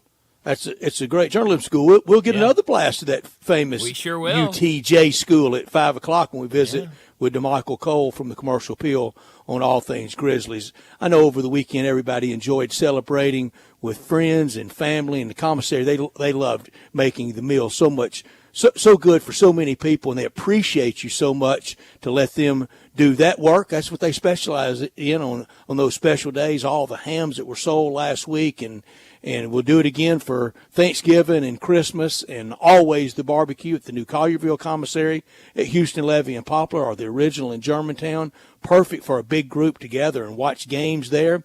We've had a blast of getting out on the patio. This week's forecast is going to send us back inside, but soon it will be consistent. We can enjoy the patios out there, music on the weekends, all the fun games, and the great Memphis-style barbecue done the authentic Memphis slow-cooked way. If you're craving an easier way to order, it's fast. Text commissary to 33733. Start your barbecue feast with appetizers like the cheese plate or the tamales. The smoked chicken wings are a sports staple, invented, created in the early 80s by Walker Taylor and his team. The barbecue nachos, then dig into the ribs of the shoulder, chopped or pulled on a plate, on a sandwich. All the sides, beans, slaw, deviled eggs, bread. You can order it by the pound or a 6-pack or an 8-pack or a 12-pack. Save room for dessert, a challenge I know. The banana pudding, the strawberry cake, the lemon icebox pie. Here's the number, 901-754-5540. Online at commissarybbq.com in Collierville and Germantown. The party areas, the orders to go, catering, tailgating, any season, 901-754-5540 or online at commissarybbq.com. Well, it's portal day for FAU. I'm seeing in the last about couple hours, 2 in the last hour, though, 3 FAU basketball players in the transfer portal. The biggest name right now, big man Vlad Golden in the transfer portal. So we might come back to that at 5:30 as obviously their coach now up at Michigan. New coach came in last week. So interesting there, certainly for the fellow AAC member FAU. But let's go ahead. We need to get to a break. And when we come back, we'll talk more college basketball with Shelby Mast. Be sure to follow us at Sports56 WHBQ on Twitter, Facebook, Instagram, and YouTube to watch live video of our shows, stay up to date with station events, and have chances to win prizes. Don't miss out on anything that's going on. Follow us at Sports 56 WHBQ. You can't say that. But it's true. You just made that up. No, I didn't. You can get to any Central Barbecue location from anywhere in Memphis in 10 minutes, depending on traffic. You made that up. Try me. Bartlett. The Summer Avenue Central Barbecue. Germantown. Not Memphis, but the Poplar location. South Memphis. Downtown.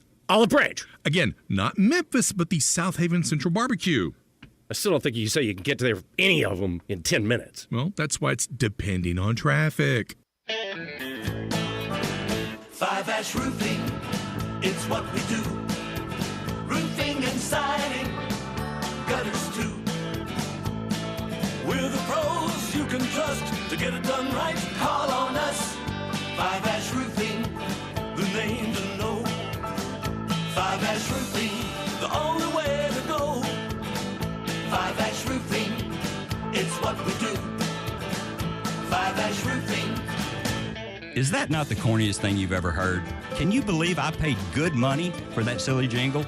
Well, the experts say make it memorable, and I think I got my money's worth.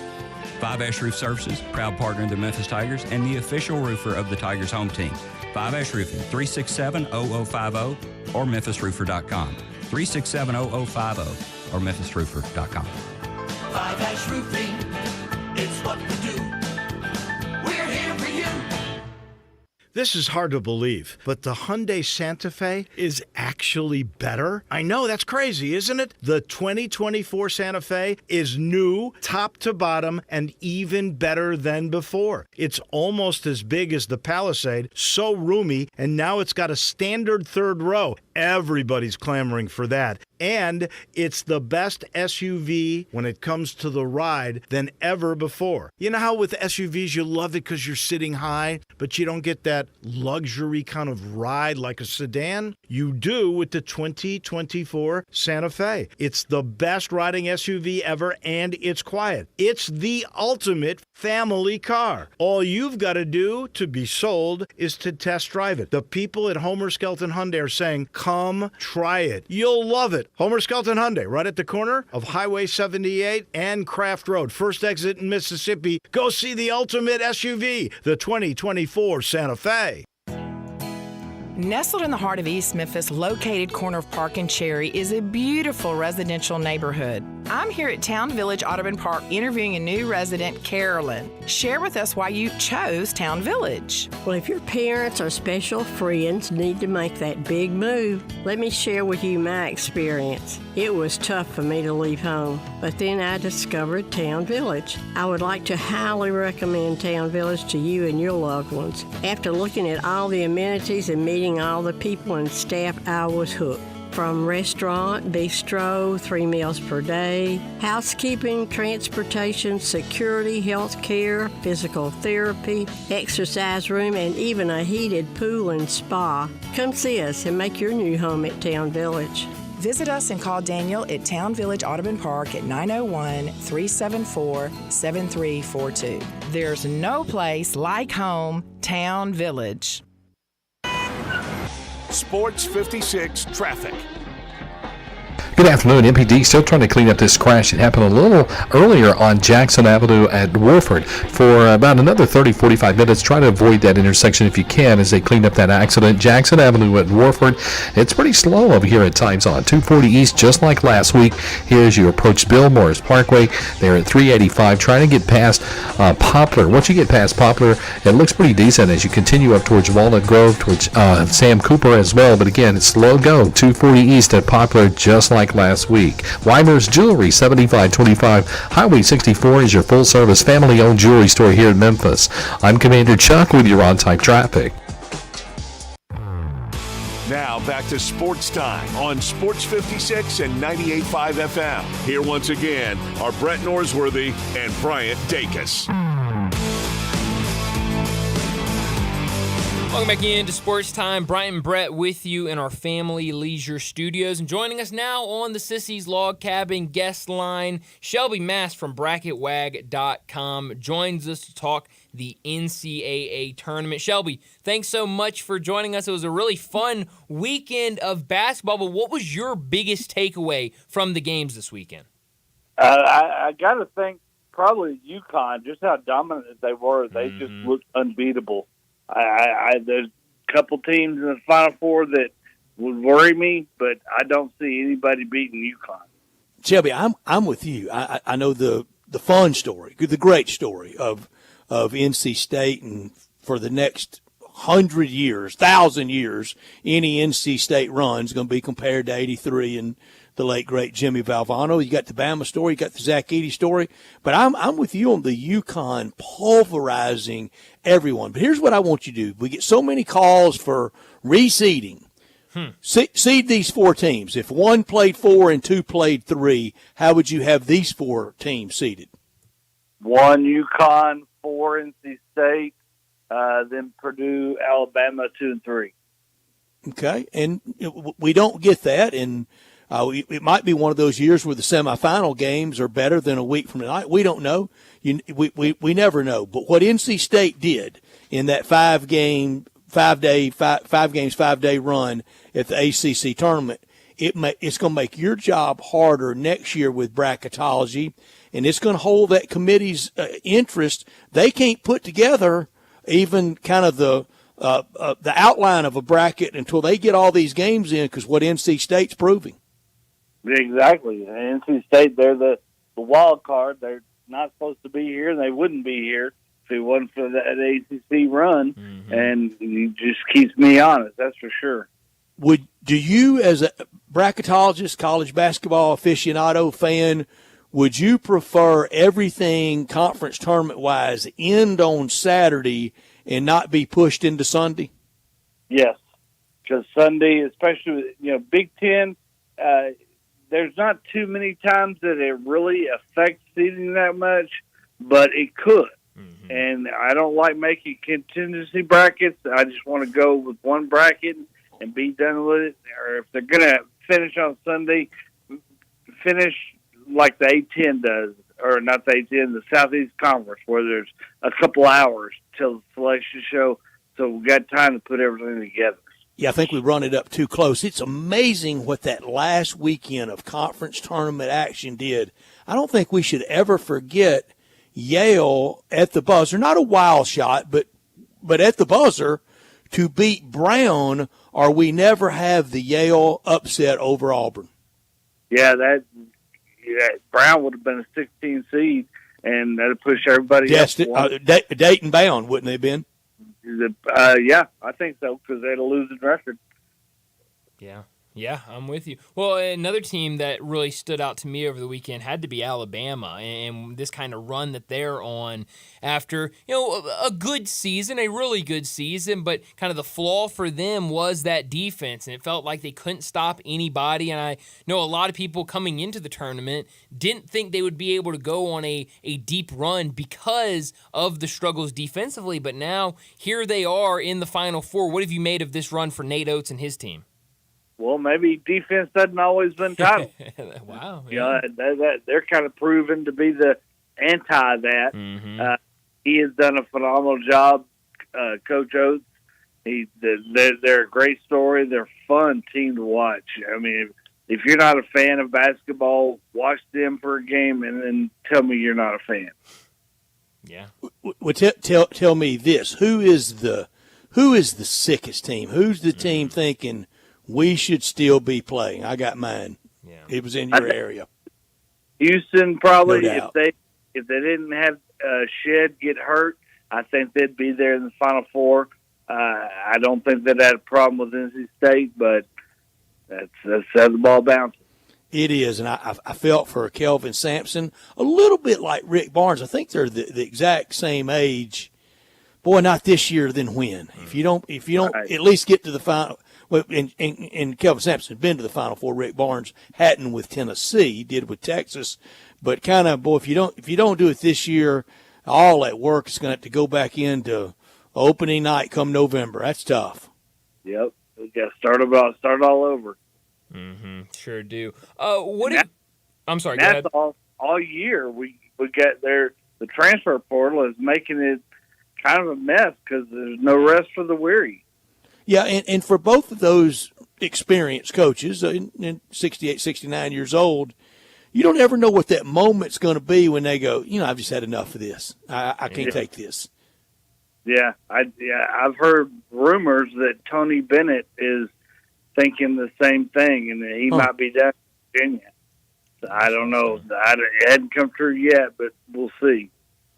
You brought up a good point a second ago talking about the transfer portal, because I've heard multiple coaches during this NCAA tournament kind of complaining about how they're having to prepare for their next game, get ready for obviously a really good team that has made a deep run in the NCAA tournament, but also they've got to have assistants, they've got to have people on the staff out there trying to work the transfer portal because it's already open for these teams that are not still in the NCAA tournament or missed the NCAA tournament. Their best players are in the transfer portal, and these teams that are still playing during March Madness are maybe missing opportunities to get in on some of these players that they might want on their team next year. Do you think that there needs to be some sort of movement, kind of push the opening of the portal back a little bit so that we don't have this issue?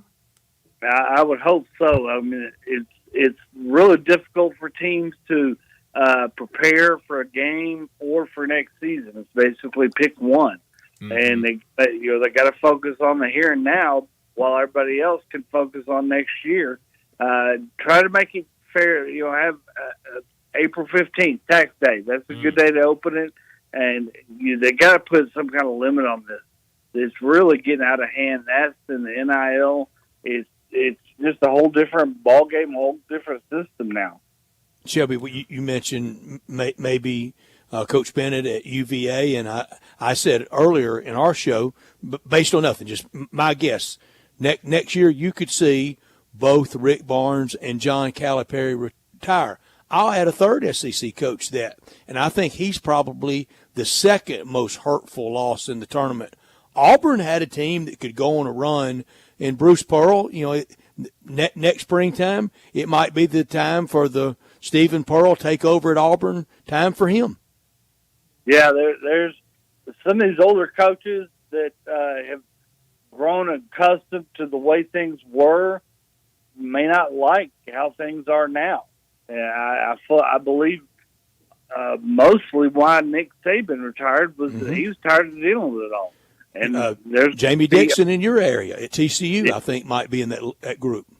Yeah, he might be too. And that's sad to see that this is what's getting rid of all the old coaches. But you look at the Final Four, 3 of the head coaches 10 years ago were in high school. So there's coaches to be had. Yeah, coaching high school basketball. That's a good point. Shelby, you're a Duke basketball fan. Grade the 2 years of Coach John Shira in one of the more unenviable spots ever, replacing the legendary head coach Mike Krzyzewski. I'd give him a solid B. They had a nice run this year. Preseason, on paper, they were one of the top 2 teams along with Kansas. Once the game started being played, they just didn't feel like a normal Duke team. That toughness wasn't there. And, then in the tournament, they kind of turned it on, but they reverted back to what they did during the season in the second half yesterday. So I think I give him a solid B. He's getting recruits. He's playing well, but there's something about it just isn't it doesn't feel like a good Duke team. And he walked into, now it was, again, unenviable. It was tough to have to move over and replace that legend. But now he didn't inherit the Duke that Mike Krzyzewski inherited. And you're right. No. He's got the number one player one and done for sure next year coming in for him. He's got, not for being fired, just for people being discontented, he's got to get at least to the Final Four next year, doesn't he? I think so. I haven't heard, luckily, too many fans calling for his head yet, but they'll grow anxious if he doesn't have a team that at least can compete. Yeah. NC State has kind of turned into the story of the tournament with the big man DJ Burns, who does not look like he should be, a starting center in college basketball, but has great feet. It looks really good around the rim. They had to force overtime with a buzzer beater bank shot 3 against Virginia in the ACC semifinals, and now they're coming off an Elite 8 win over that Duke team we just talked about. How impressive is what NC State doing right now? It's really phenomenal. I mean, DJ Burns does not look like he should be on the basketball court. He looks like he should be on the football field. Right. And but he's doing it. He doesn't ever seem to get tired. I don't know what teams are letting him do stuff where he can rest during the game. But, man, if I'm coach, I'm saying go at that guy, get him in foul trouble, get him on the bench, something. You got to get him out there, and Duke did not do that yesterday. No, they did not. Well, a week from today will be the national championship game. Last thing for you, who is playing in that game and who is ultimately cutting down the nets? Smart money says UConn and Purdue, and that or Houston would have been one of the matchups we wanted to see all year, two of the best teams. If it's UConn and Purdue, I'm going to stick with UConn. I just think they're playing too good right now. They don't seem to have any real weakness besides foul trouble, and they can stay out of foul trouble. They're going to be dominant, I think. Yeah, it feels really hard for anybody to compete with UConn right now. Well, Shelby, as always, thanks so much for joining us, and enjoy the Final Four this weekend. All right, thanks for having me, guys. Thanks, Shelby. And Brian, I'm looking at NC State. Thank you, Shelby, so much. And I'm looking at NC State's schedule. They lose 79-70 on Saturday, March 2nd to North Carolina in Chapel Hill. They lose on Monday night at home to Duke, 79-64. They lose on the last Saturday of the year, Saturday, March 9th, at Pitt. And then it started. I mean, crazy. I mean, we were just talking about it with David, and, they would not have even been an NIT team if they had lost their first game in the ACC tournament, or even lost that semifinal game to Virginia in the ACC tournament. But, here they are, and what a run they've been on over these last couple weeks. On Tuesday at the ACC tournament, that was a real early in the day game, wasn't it? Yeah, I think so. 94-85 over U of L. Then they blasted Syracuse 83-65 on Wednesday. On Thursday, beat Duke, and then beat Virginia in the finals. Crazy. So in the semifinals, yeah, I'm sorry. And then beat North Carolina in the finals to get there. And I've completely turned it on since then, and still standing in the Final Four. It's absolutely remarkable. And I had Texas Tech on my bracket, beating them in the first round of the tournament. I don't blame you. I think a lot of people had them picking that. I'll say the same thing. It's that's yours for mine of having Charleston beating Alabama in the first round. You had Texas Tech beating NC State. That's not Johnny Hill. He had NC State, but he had Kentucky beating NC State. Yeah. And Brett, how these streets are looking for me, Brett? They're tough. I might be in trouble. Right down to the end. In our brackets, Johnny's complete. He can't win next Saturday. He can't win on Monday. He's 43-20. I still can go 2-0 next Saturday, or 0-2 next Saturday. So games completed. I'm 35-25, and Bryant, you are completed at 33-30. Well, I tell everybody I make my bracket and then I don't look at it again because I don't pick brackets very well. The only thing I did smart on my bracket this year is I started in the middle with UConn and I worked left. Yeah. Just UConn all the way up and didn't even think about it. I mean, it's looking like a smart way to do it because I have not seen a dominant player like that or a dominant team like that in a while, and especially doing it back-to-back like they're seemingly going to do. It's just impressive. You'll get these think pieces, and they're worth doing. They're worth reading. I think they're more dominant than Florida was. I think they are. I mean, 06, 07. Brett, I'll be honest. I don't know if I've ever seen a more dominant team in my lifetime than this UConn team. I mean, it's unbelievable. I mean, the way they're blowing teams out. may be more dominant than 91-92 Duke with Leitner Hurley.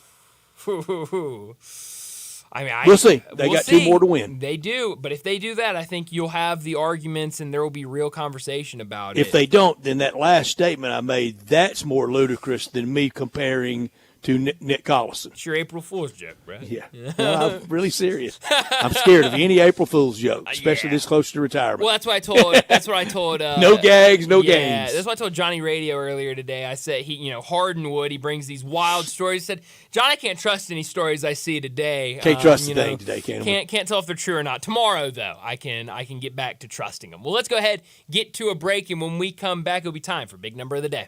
We are real sports talk.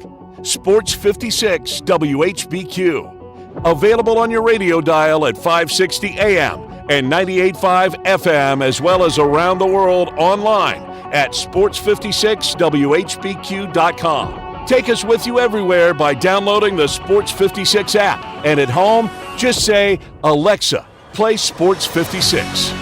Wherever you are, stay tuned in to Real Sports Talk. Sports 56 and 98.5 FM. Is your home screaming for an upgrade? Listen closely because Choate's Air Conditioning, Heating, and Plumbing is about to make your day. First up, say goodbye to cold showers and hello to endless hot water with our tankless water heater upgrade. Not only does it save space and energy, but it also keeps the hot water flowing exactly when you need it. And here's the kicker. Switch from your old tank to a sleek, efficient tankless water heater now, and Choates will hand you a $500 credit. Yep, you heard that right. $500 back in your pocket. But wait, there's more. Clogged drains are a hassle no homeowner wants to deal with. With Choate's special offer, get your drains cleared for just $93 or it's absolutely free. That's our guarantee to make it drain or you don't pay a dime. So why wait? Call Choates today at 347-8086 or visit us online at choateshvac.com. And remember, Choates, let our family serve your family. Chris Price, it's so good to see you. And you have a new business? Yes, Dave. MetroBuildersMemphis.com. Have you noticed water stains on your ceiling? With storm season here, take a walk around your home or business and look up. Make sure there are no water stains signaling a leak prior to the heavy storms coming in. If you do see signs of water, call me. My team and I will come out, diagnose the problem, and prescribe a fix. Our team of Hague-certified inspectors are waiting to assist with any inspection or repairs you may need. We have 3 crews dedicated to repairing roofs in the Mid-South. As certified Owens Corning and Mule High dealers, we offer 20-year, no-dollar limit labor and material warranties that offer hassle-free ownership. That's our hassle-free ownership guarantee. Allow Metro Builders team of professionals to assist you in maintaining your property's integrity and value. MetroBuildersMemphis.com. Your local commercial roof experts. Ask about our commercial roof maintenance agreements. Protect your investment with MetroBuildersMemphis.com. Call me, 901-375-1717. That's 901-375-1717. 375-1717. Welcome to the Rendezvous. This is John Vergas. When my dad started the Rendezvous in 1948, I don't think anyone could have imagined we'd still be serving shoulder, cheese plates, and our world-famous dry rub ribs 75 years later. But we are still here in the basement, in an alley in downtown Memphis. We sincerely thank you for making the Rendezvous what it is today. Charlie Vergas Rendezvous, serving the official barbecue of the Memphis Grizzlies. You or someone you know or care about has dealt with a difficult divorce. When facing divorce, you need the attorneys at Rice Law. Nick and Larry Rice lead the firm with 3 generations and 7 decades of experience. Located in Memphis, serving the entire state of Tennessee and North Mississippi. Rice Law is who you need to call. Simple or difficult divorce, they know how to handle it. Call Rice Law at 901-526-6701, or for more information, visit them at aboutdivorce.com. That's aboutdivorce.com. From the studio that brought you Uncut Gems comes The Iron Claw, the unbelievable true story of the Von Erich brothers, who built a wrestling dynasty. Adele calls it her favorite movie of the year, starring Zac Efron and Emmy Award winner Jeremy Allen White. Get The Iron Claw on Blu-ray and DVD now from A24 in Lionsgate. Looking for sports in all the wrong places? Try the Owner's Box Sports Bar and Grill in Lakeland Town Square. Fun, friendly, exciting, and comfortable with wall-to-wall TVs for all your favorite games, 24 taps for all your favorite beers, including NA and local craft beers, and an in-front-of-the-wall full bar for all your other favorite beverages, including a full wine list. Add in an upscale menu, patio seating, daily specials, and events, and you found all your sports in the one right place. The Owner's Box Sports Bar and Grill in Lakeland Town Square, Highway 70. Now back to Sports Time on Sports 56 and 98.5 FM. Here once again are Brett Norsworthy and Bryant Dacus.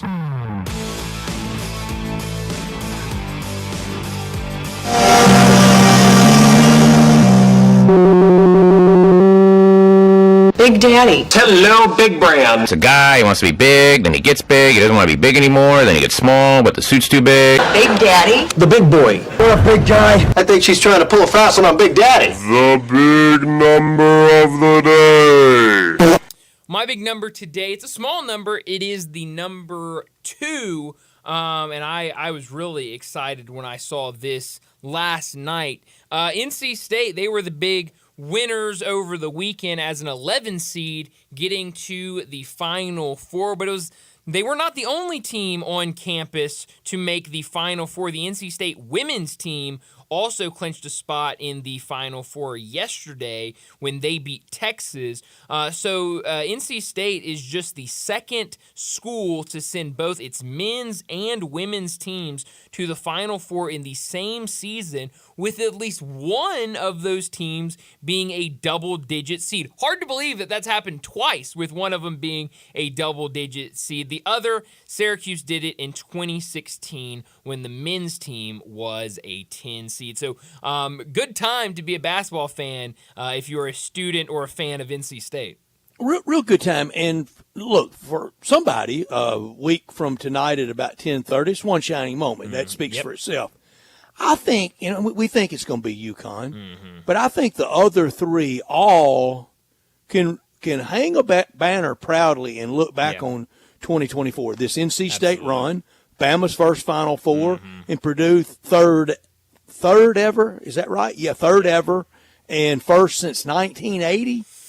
I mean, you should be proud of that. Yes, I think. And I'm a zero-sum game. Sure. But I'm not handing out trophies to everybody, but they can be proud of that. I'm with you. I mean, I think all four of these teams have certainly earned their spot in the Final Four and played well. It would be different if it's Kentucky or UCLA or Kansas. But for these teams, if they have to watch the UConn coronation, not so bad. No, I don't think so. I think all of these programs outside of UConn have, definitely. I think this is a great season, and if you go on to the championship or you win the championship, then that's just a cherry on top. To watch these good teams, these good games, they play defense without fouling, and they don't turn the ball over. That's right. Yeah, it's really sharp, crisp basketball. My big number, I alluded to it with David Cobb. My big number is 13. That's the most made threes versus UConn this year, and it was way back in November by New Hampshire, and they beat New Hampshire by 20. David said 16. I think Bama's got to make 20 to stay close. Whew. Yeah, I mean, it's going to be tough for them. I mean, chunk them if you got them. You got to. And so I said it earlier, the last 2 years, this season and last season in the NCAA tournament, UConn is 9-0 against the spread. I know it's going to be a big line for that game on Saturday. It's already a big line. But I think you take UConn, and if they don't cover, they don't cover. But I think the smart play is to back UConn on Saturday. It's been the easiest money in something that never has easy mentioned in it. Yes. I mean, as consistent as they've been. And again, this is not like UConn going out there every game and being a 1-point favorite or being an underdog. These are like double-digit lines for them, and they're just going out there and obliterating other teams. A win over Stetson, a win over Yale, a win over Illinois so far, and a win over there's one more win in there for San Diego UConn. State. San Diego State, thank you. So, I mean, and that's kind of the thing of before this game against against Illinois, it was kind of the, they haven't played anybody and they're just, there's been a lot of upsets on their side of the bracket and they're just beating up on those teams. But then to see them go out there against Illinois and beat Illinois the way they did, I mean, that was just incredible. I could not believe my eyes when I saw that. So we said Houston's probably the sickest, right? Yeah. Then Tennessee? Yeah, certainly. Those two. But Houston, I mean, losing Shed and playing really well before you lost him, and to lose your captain, I mean, that hurts. Creighton, how many times they get back around to this spot? That's a good question. Certainly could, but, I think McDermott, how much longer is he there? Kind of same for Clemson? Yeah, certainly same for Clemson. I think it could be a while before Clemson's back there. Brad Brownell's kind of always on that. It's been an okay season to a good season. 44 years in between Elite Eight appearances. Yeah, that's a really long time. So, it could be a while for both those. But 2068, oh, wow. Yeah, I mean, it's been a while. And it could be a while before we see them in a position like this again. But it was a really, really fun weekend of college basketball. But we need to get to a break, wrap up this second hour. When we come back, we're going to still talk basketball. We got to talk a little bit of Tennessee basketball with Michael Cole, his alma mater. But we're going to be talking Grizzlies. We're talking NBA next with Michael Cole. Springtime is hot wing time, and time for the ultimate hot wing showdown at the World Championship Hot Wing Contest and Festival. Be there Saturday, April 20th at Memphis River Garden Park on Riverside Drive. See over 60 teams fighting for hot wing supremacy, along with live blues, soul, and rock and roll, all in support of the Ronald McDonald House. It's a sizzling day of fiery flavors, live music, and family fun, and you're invited. It's hot wing time in Memphis. Get your tickets now at worldwingfest.com. This is your delicious chance to make a difference. Texting privacy policy and terms and conditions posted at textplan.us. Texting enrolls for recurring automated text marketing messages. Message and data rates may apply. Reply stop, opt out. Guys, got hair loss? I know what you're thinking. Should I shave my head, comb it over, wear a hat? Just stop. This isn't 1970. Keep your hair and your confidence, because Bosley, America's #1 hair restoration experts, can give you your real hair back permanently. Check them out today, because they're giving away an absolutely free information kit and a free gift card to anyone that texts GOOD to 200-300. Dude, you don't have to look like your dad, because this isn't your dad's hair loss treatment. People all over the country trust Bosley because they're ahead of the curve. They use the latest technology to give you your real hair back. And the best part? Bosley's permanent solution is protected by the Bosley Guarantee. Let Bosley show you for free how awesome your hair could look with an absolutely free information kit and a gift card for $250 off. Text GOOD to 200-300. That's GOOD to 200-300. Waiting on a tax return? Hopefully it ends up in your hands. Fraudulent tax returns due to identity theft increased by 30% in 2023. If you're in a bind this tax season, LifeLock can help. They monitor and alert you to identity threats you may miss on your own. Even if you're careful with your personal info, hey, and if you do become a victim of tax-related identity fraud, LifeLock has U.S.-based restoration specialists. They're ready to help solve identity theft issues on your behalf. Plus, all LifeLock plans are backed by the $1 Million Protection Package. What's that mean? Well, LifeLock will reimburse you up to the limits of your plan if you lose money due to identity theft. Why wait for your tax refund in vain? Help protect your info immediately with LifeLock. Go to LifeLock.com. Save up to 25% off your first year. Promo code HERD. That's promo code HERD. 25% off at LifeLock.com. Identity theft protection starts here. Jenkins Floors and More invites you to their retail warehouse where they pass wholesale savings on to you. Jenkins Floors in Hernando, Little Rock, and Cleveland, Mississippi specializes in flooring and carpeting, tile, plantation shutters, and blinds. Jenkins makes your life easy with a 2-week turnaround. Contractors, builders, or family projects, call 662-469-9350 for a free estimate. Owners Timmy and Rebecca Jenkins say hello to Sports 56 fans and look forward to your business. Listen each and every Sunday morning at 10 a.m. and join Ottawild Presbyterian Church for worship. Ottawild is a PCUSA church located in Midtown Memphis. This Sports 56 traffic report is brought to you by Luttrell Building. They keep you moving. Sports 56 traffic. Good afternoon. They're still trying to clean up a nasty crash that happened a little bit earlier at Jackson Avenue at Warford. Try to avoid that intersection for at least another 20-30 minutes. Again, as they try to clean up that earlier wreck with injuries, it's had it shut down at Jackson Avenue at Warford. And here's what we see. Slow traffic over here just like last week on 240 East as you come past 385, working your way up towards Poplar. And 55 South looks like it can run slow at times coming across the bridge over from West Memphis. 24/7 reliable crane and rigging services right here in the Memphis area. It's got to be Tomahawk Crane and Rigging. I'm Commander Chuck with your on-time traffic.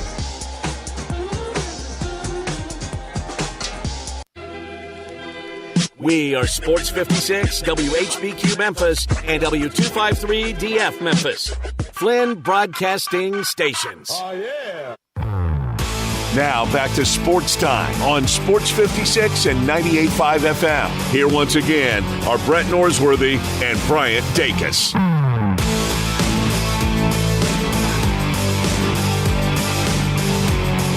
Welcome back into Sports Time. Bryant and Brett with you in our Family Leisure Studios, and joining us now to talk the Grizzlies and the NBA, DeMichael Cole from the Commercial Appeal joins us now on the Sissy's Log Cabin guest line. DeMichael, thanks so much for joining us. Before we get into the Grizzlies and the NBA, what is your, what do you think of the season for Tennessee now that it's come to an unfortunate end after that loss yesterday to Purdue? What did you make of the year for Rick Barnes and his team? Solid year, man. I think Rick Barnes showed that the team could take a step forward on the offensive end, primarily because of Dalton Connect. But there were a lot of players, whether it was Zakai Ziegler, Josiah James Jordan, and so on. A lot of players took offensive steps forward, and we're so used to Tennessee being in those 60 to 55 type games. So the defense was still strong, but physicality and all that was still there, and they took a step forward offensively. But, this does feel like a missed opportunity because, Dalton Connect is one of those players that, you're not just going to get every year. So that part of it feels like a miss. But Rick Barnes, he hasn't won the big one, but he'll keep you in the loop for sure. DeMichael, we were talking about this earlier. Do you think Dalton Connect helped or hurt himself with his NCAA tournament showing come draft time? I think I think he pretty much was steady. If anything, he helped himself, especially in that last game. The playmaking, playing in pick and roll a lot. I think when you talk about ceiling and floor, you feel like his floor is a capable three-point shooter, really good size, able to take advantage of mismatches when given the opportunity in the league. But he showed me something, like going at, Zach Edey the way he did, downhill pick and roll. I know he got that last shot blocked, but there were several other times he kind of went at him. He went at, Purdue's bigs. We've seen him over the course of the season get downhill and attack smaller guards. Like, he kind of helped, I guess, strengthen the case that he has an all-around game when teams start to plan around his scoring. DeMichael, you're going to get asked this a million times between now and draft night because of your position with the Commercial Appeal covering the Memphis Grizzlies and your knowledge of, your alma mater of Tennessee. I think we know he can score. At the next level, can he guard? Man, I tell you what, I think his size, being that he's 6'7", kind of helps him in that aspect. I think he'll be better off in the early part of his career against those, bigger combo wings. Not necessarily the quickest guys. I think that's where he'll probably struggle early on. But he's an older player. Rick Barnes players do play defense. At the next level, just look at the history of it. I mean, a lot of these guys go to the league, and offensively, there's some questions there unless you're Kevin Durant, maybe DJ Augustine, whatever the case may be. But a lot of those guys perform strongly on the defensive level. Yeah, I'm with you, and I'm interested to see where he goes in the draft here in a couple of months. But getting over to the Grizzlies, last week when we talked to you, we were getting ready for a Brandon Clark debut. He now has 2 games under his belt this season since returning from injury. What'd you make of those first 2 games for Brandon Clark? Solid. You've seen pretty much what you wanted to see. The floater. He threw down a dunk in the last game. We talked about him kind of preserving energy a little bit as he works his way back. So more layups, not as many of those forceful, rim-shaking type finishes right now. But to me, he's showing that, hey, I'm knocking off some rust. But you see signs of that same player that we've become accustomed to seeing. And because of the quirk in the play-in tournament this year, the rare 3 times against the Eastern Conference opponent, I already played Detroit once, get them tonight, and get them Friday night at FedEx Forum. Yes, how about that, right? I was looking at that, and I had to think twice, actually. I remember looking at it like, hold on, why is this the third time? Matter of fact, that's not how I looked at it. The way that I looked at it was they played Detroit twice, and I'm pretty sure in my head I remember them playing early in the season. And, of course, I went back and looked, and that was the game Desmond Bain had 49. It was the closest fought game for the most part. But check this out. Of the 10 starters in that game, right now, only 3 of them are projected to play in this game. And it could be 2 if Cade Cunningham doesn't play. So you talk about, it's not just Memphis when we talk about roster turnover. With the Grizzlies, it's more injuries. It's a lot of factors with the Pistons. So the Grizzlies just recently set the NBA record when Xavier Simpson appeared in the game, became the 31st player to appear in a game this season. The reason that, I still think you put a little mark by that record until the season's over is because the Pistons are right behind them. Yeah. The Pistons were actually tied with the Grizzlies with 30. So if another player debuts this season for the Pistons, then they'll share that record with the Grizzlies and whatever the case may be. But only, a week and a half, couple weeks left to kind of figure out that. But I just said that just to mention the fact that, this game you're going to see a bunch of players that haven't consistently played minutes for these 2 teams this season. Like I said, you go back to that December matchup, only 3 of the 10 starters from that game will likely be playing. And if Cade Cunningham doesn't, then that will be 2 out of the 10. Crazy. It's incredible. I wish I'd known that earlier. I would have made it my big number, Brett. I mean, that's good stuff. Great note. Last time out for the Grizzlies, a lopsided loss to a really good Magic team, 118-88. It feels like for the most part of this season, the Grizzlies have avoided blowout losses like that. They've remained competitive in a lot of these games. How do you see them bouncing back tonight? Like you said, a lot of injuries and stuff like that for Detroit as well. How do you expect the Grizzlies to bounce back tonight against the Pistons? Oh, this should be a good one. I think just looking at the odds on this one, I think the Pistons are very slight favorites in this game. I expect it to be a really competitive one. From a talent standpoint, the Grizzlies won't go into this game, overmatched. This is another team that's young, but they're missing a bunch of key pieces. The twin, Azar Thompson, is out for the season. Isaiah Stewart, is out for the season. He was one of those starters that I mentioned earlier. Cade Cunningham is questionable to this knee management. They've kind of been managing that all season with him. And even from that first game against the Grizzlies, Killian Hayes was in the starting lineup, and now Killian Hayes is a free agent. Yeah. So a lot of different players will have to step up for each team, a lot of young players. It's going to be, I think, the game of opportunity. That's what this game should be called, the game of opportunity. But I think, the Grizzlies should be really competitive in this one. Outside of no injuries, maybe no international incidents, what are the Grizzlies' goals in the next 8? I think try to get more clarity on the rest of the roster. Make it a tough decision, right? In the tough decisions. You got guys like, for example, just dig into the numbers. You got 14 players right now who would probably be under contract based on their situations going into next season, which leaves you one open roster spot.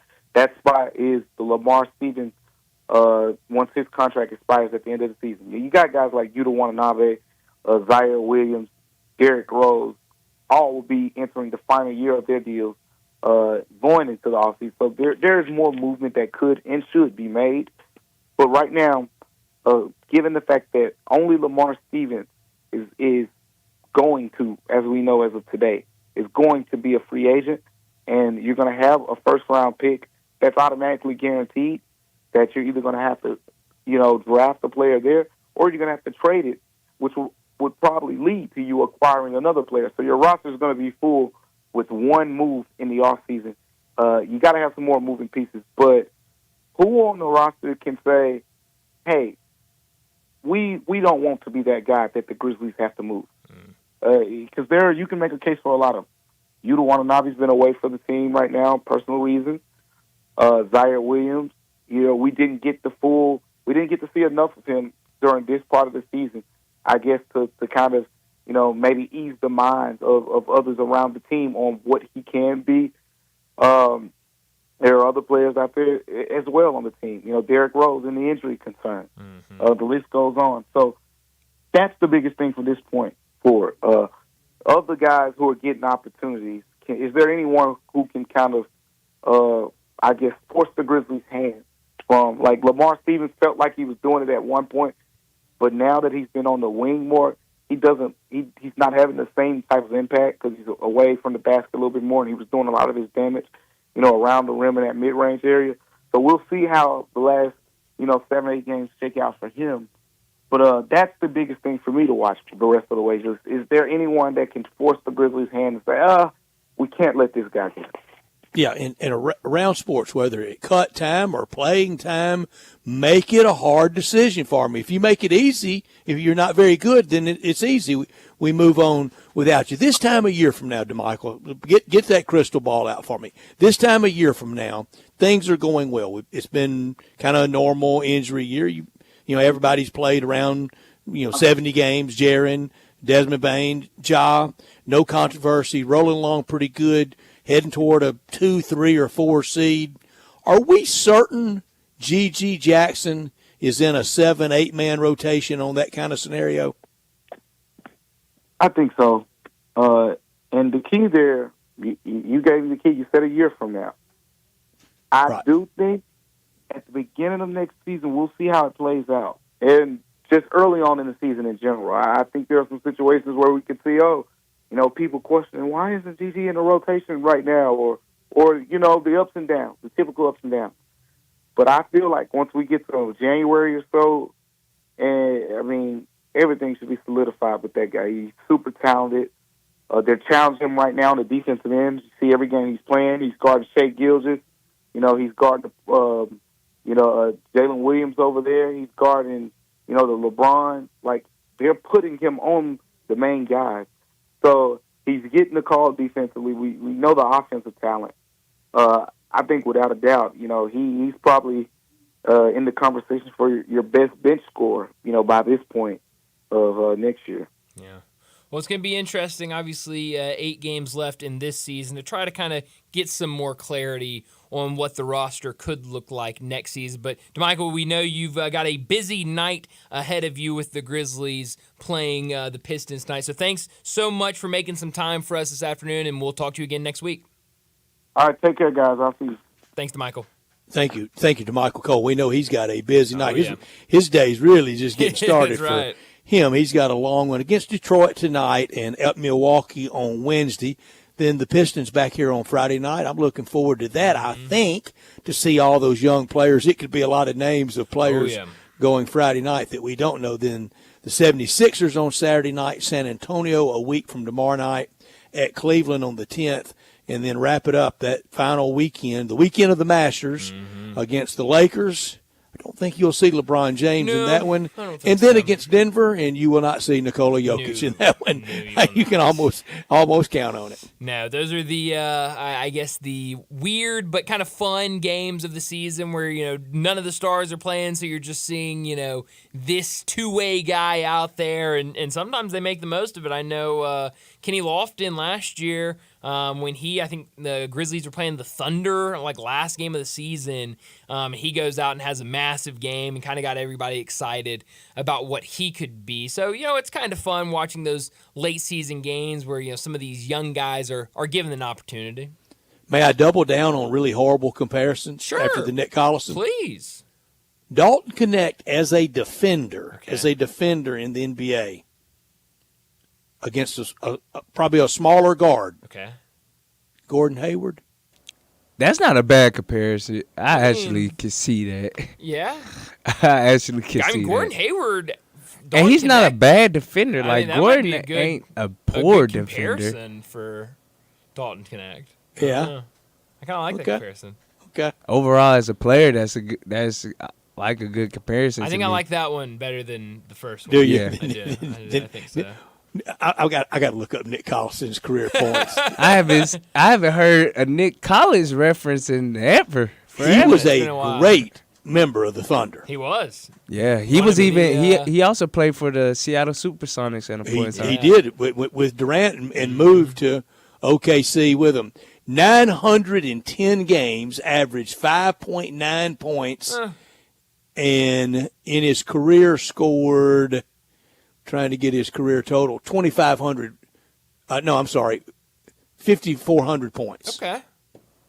All right. He had a decent career. He got his jersey retired by the Thunders. That beloved. And I was about to say one of the all-time fan favorites. He was, and again, that's every franchise's own business. If you like I've always said, the Dallas Mavericks retired Brad Davis's number because he was critical when they were getting started. Yeah. Not many people remember Brad Davis. No. Even fewer remember his brother Mickey, who played on the Milwaukee Bucks. Yeah. It's a little different out there, but hey, let them do whatever they want to do, I guess. Yeah, Nick Collison. That's right. Old Nick Collison. I'm going to live to regret that. You are, I think. I think you're gonna live to up there in that TJ Lee floor, isn't it? Well, it's okay. Can't bat 1,000.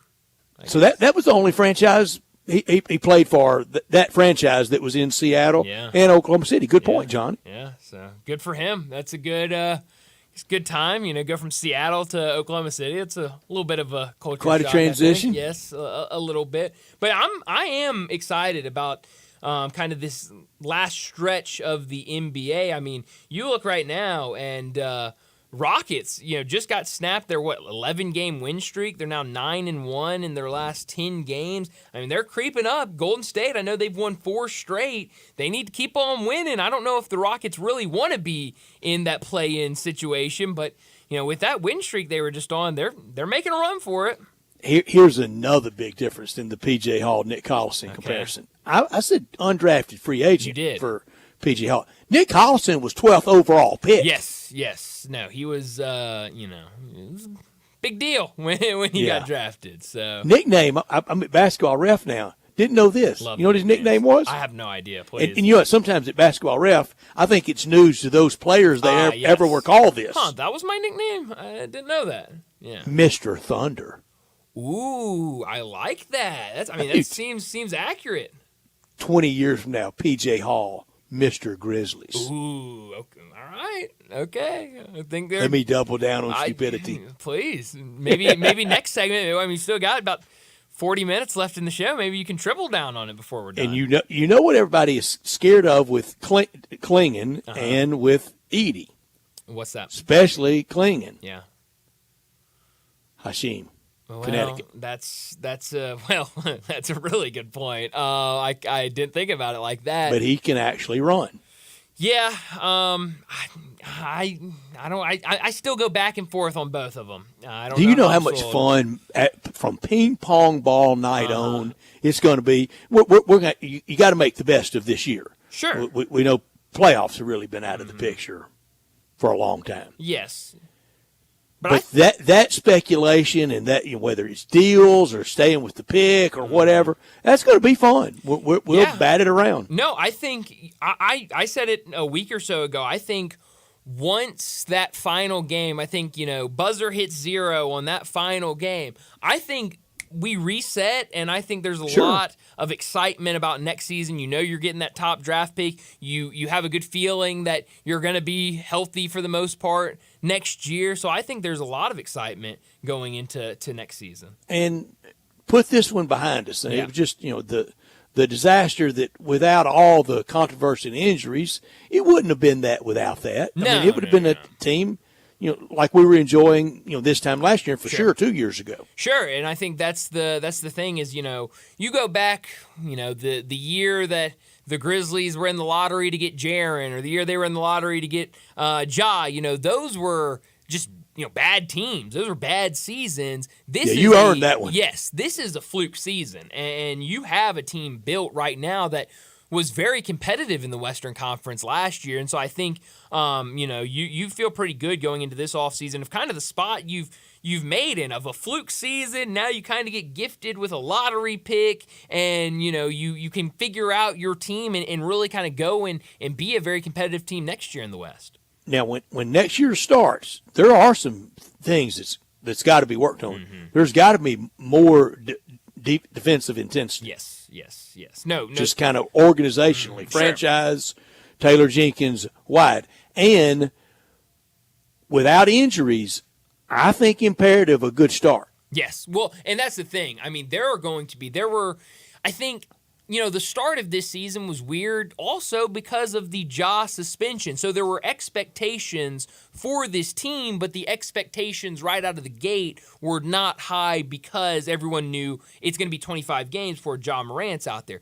To start next season, the expectations are going to be there, and the expectations are going to be you come out the gate swinging and you have a really good start to the season. They're going to have to accomplish that, I think. And I don't really expect this, but the specter of maybe a big name dealt. It exists. Sure. It's not crazy. Yeah, well, and that's kind of, we've talked to DeMichael about that the past couple of weeks of, you've got this roster and you only have a couple of spots to play with, and now that what you've done this year with putting a couple guys from two ways onto standard contracts, this offseason there's going to be some roster crunches and you're going to have to make some decisions, especially if you decide to keep that lottery pick. So I think it's going to be a really it's going to be a big but also exciting offseason, I think, for the Grizzlies. And it will be. It will be exciting. We'll be ready to get back to FedEx Forum next year for Grizzlies and Tigers. And a couple things you can count on there.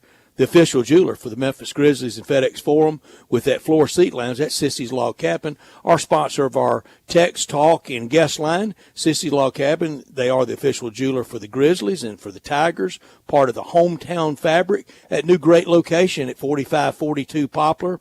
The Mid-South's largest selection of one-of-a-kind jewelry, engagement rings, necklaces, earrings, wedding bands. I know a lot of people right now are thinking about what to get for that special graduate getting ready to graduate, that college graduation present. Start at Sissy's Log Cabin. They'll take care of you. Just that Rolex area, you got to go see that. It's something you will see on Madison Avenue, on Park Avenue, in Dallas at Turtle Creek, on Michigan Avenue in Chicago since 1970, with all the great locations across Arkansas and Tennessee, a selection of diamonds, estate jewelry, and fine gifts. Unsurpassed value, exceptional service, expansive selection, and an extraordinary shopping experience, because life's too short for ordinary jewelry. Well, let's go ahead and get to a break, and when we come back, we'll talk about what's trending. Add a little fun to your lunch break. Join Johnny Radio for Sports 56 Happy Hour from 11 to 1 every weekday on Sports 56 and 98.5 FM. I think a lot about golf, and when I think golf, I think Miramichi. Did you know Miramichi Golf Course offers membership? It's a great way to play more golf for less out of pocket. Their memberships run for $300 a month plus tax, and that includes unlimited rounds and range balls, no extra card fees, priority tee time booking, and discounts in the pro shop. Oh, by the way, there's no initiation fee. Miramichi green fees, they'll allow you to choose the right rate at the right time on the right day for your needs. If morning tee times are more important, you can book up to 14 days ahead of time to reserve your spot. If rate is more important to you, there are discounted evening rates available that you can choose from. You'll find the lowest rates on Tuesday through Thursday afternoons. Sometimes you just need to escape the hustle and bustle of life. Miramichi Golf Course provides just the right place to solve that need. The name Miramichi means place of happy retreat. When you need a quiet, peaceful round of golf, please make your way to Miramichi. Hi, this is Troy Fivesh, owner of Fivesh Roof Services. If you need a new roof for your home or business, we hope to hear from you and will work hard to earn your business. We are experts and certified in residential and commercial roofing, siding, and gutter installation. I have been serving the Memphis area for over 20 years, and now with two of my sons working with me, we plan to be here for years to come. So if you need a roof, please give us a call. On a personal note, what a great time it is to be a Memphis sports fan. With the Grizzlies and the Redbirds and 901 FC, not to mention Tigers football and basketball, it's going to be a fun year. Thanks to Coach Silverfield and Coach Hardaway and their staffs for their dedication to the student and athletes, the University of Memphis, the City of Memphis, and us fans. Five Ash Roof Services, a proud partner of the Memphis Tigers and the official roofer of the Tigers home team. Five Ash Roofing, fair, honest, and ethical. 367-0050 or memphisroofer.com. 367-0050 or memphisroofer.com. Five Ash Roofing, it's what we do. We're here for you. Hey, what's up, everybody? This is your buddy Johnny Radio. I'm here with Mark, the owner of Dyer's, out in Collierville's historic town square, where they've been cooking up them burgers since 1912, the old-fashioned way. Mark, what's going on in life? I see you got your 4 kids with you. What do they love about Dyer's? Man, they love everything about Dyer's. They love all the great food that we serve, and they really like eating our good food and watching some of their favorite sports. Braden, what do you like at Dyer's? I like a bacon burger with fries, a milkshake, and with a Tigers game in the background. Carter, who's your favorite football team? The Carolina Panthers, and just with some macaroni with that sounds amazing. My man Beckham, what's your favorite food over at Dyer's? We like the double cheeseballs. Kinley, what is your favorite dish over at Dyer's? Daddy's cheeseburgers and the Dallas Cowboys game in the background. Just remember, everybody, bring your family, bring your friends, bring your team out and eat at our place. So head on over to Dyer's in Collierville's historic town square.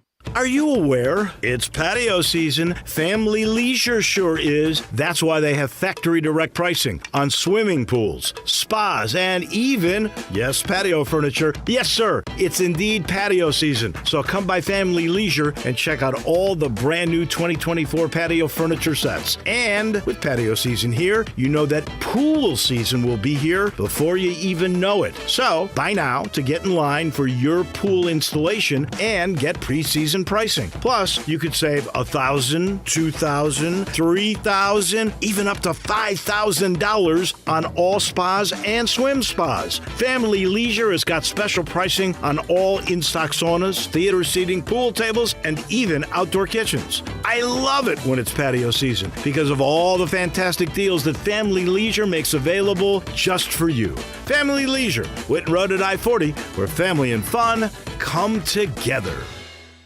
Small business owners, we know finishing your to-do list can feel like climbing a mountain, but that mountain is also covered in banana peels. Then when something new gets added to your list, you're like, nope, I'm already climbing this huge, super slippery banana peel mountain of a to-do list. At Progressive, we don't want to make your day any harder. That's why we make it easy to manage your policy on our mobile app, so climbing that banana peel mountain feels more like a leisurely stroll. See if you can save on commercial auto insurance in as little as 6 minutes at ProgressiveCommercial.com. Progressive Casualty Insurance Company and affiliates. Coverage subject to policy terms and conditions. For the latest from the world of golf, tune in every Saturday morning from 9 to 11 for the Golf Shop Radio Show, presented by PlayGolfMyrtleBeach.com, the golf capital of the world. Hosts Mark Greenhelge and Matt Blanchard talk golf from tee to green and everything in between. If you like golf, you're going to love Golf Shop Radio. Before you tee up, drop on in. Welcome to the Golf Shop, here on Sports 56. Real sports talk. Sports 56 Traffic. Good afternoon. Trying to finalize that crash we had earlier on Jackson Avenue at Warford. It's been a mess over there, that side of town, because of the severity of that crash. Here's what we're seeing. Traffic's just now starting to pick up in the Midtown area. It's moving right now. 240 south as you come past South Parkway down to Norris.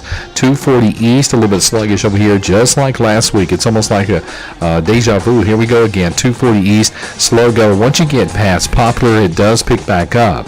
Weimer's Jewelry, 7525 Highway 64 is your full-service family-owned jewelry store right here in Memphis. I'm Commander Chuck with your on-time traffic.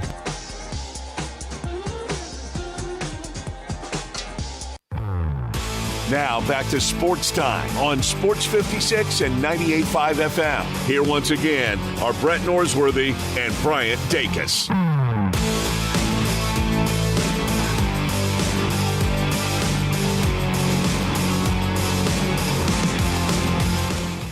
Welcome back into Sports Time. About 30 minutes left in today's show, and we got to talk about what's trending. We talked a lot about the Grizzlies and the NBA in our last segment, but the news earlier today, it looks like Joel Embiid is expected to play, return to the 76ers at some point this week, and could be as early as tomorrow night against OKC.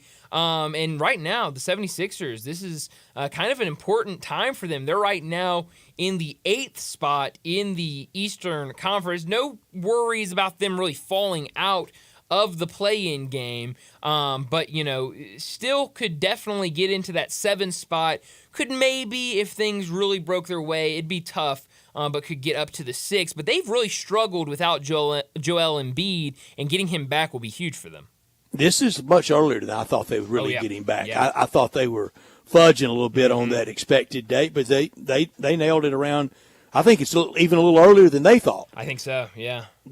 We know the 7 plays the 8 in the play-in, and the winner of that is the 7. That's all the work they have to do. If you lose that one, the work begins. Yeah.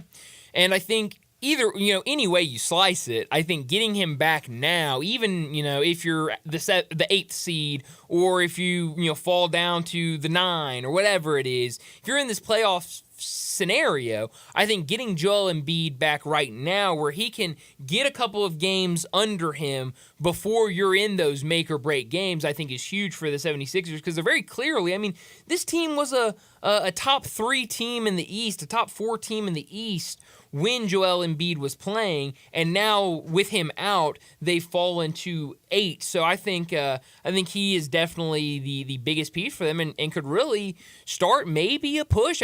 We could be seeing the 76ers could be that team like we saw the Lakers last year that, go out of the play-in and make a deep run. We could be seeing that from the 76ers now that they have Embiid back.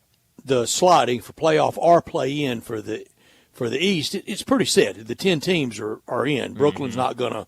They're not catching Atlanta. I know they're still mathematically alive, and even the seedings, it could jockey between Cleveland and New York a little bit in the 3 and 4, and even Orlando in the 5.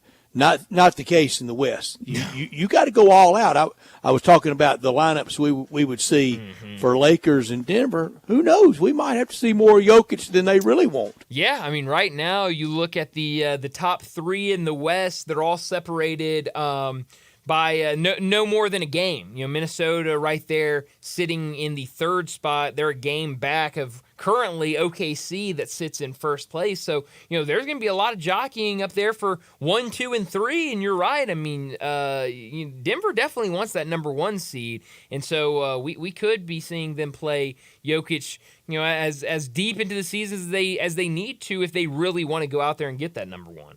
Brian, I always around championship time, I have my handy all-time top 20 for both sports. Again, I could be wrong, but let's just, for this exercise, say I have it right. Okay. You tell me of these Final Four teams what they can do to their place in these standings. Okay. It's all-time top 20 since 1972. For the UConn Huskies, I currently have them at 5 all-time. Ahead of them, North Carolina 1, Duke 2, Kentucky 3, UCLA 4. A week from tonight at 10:30, the Nets come down. UConn goes from 5 to what? I think they at least go to 3. You could maybe, I say 3 probably.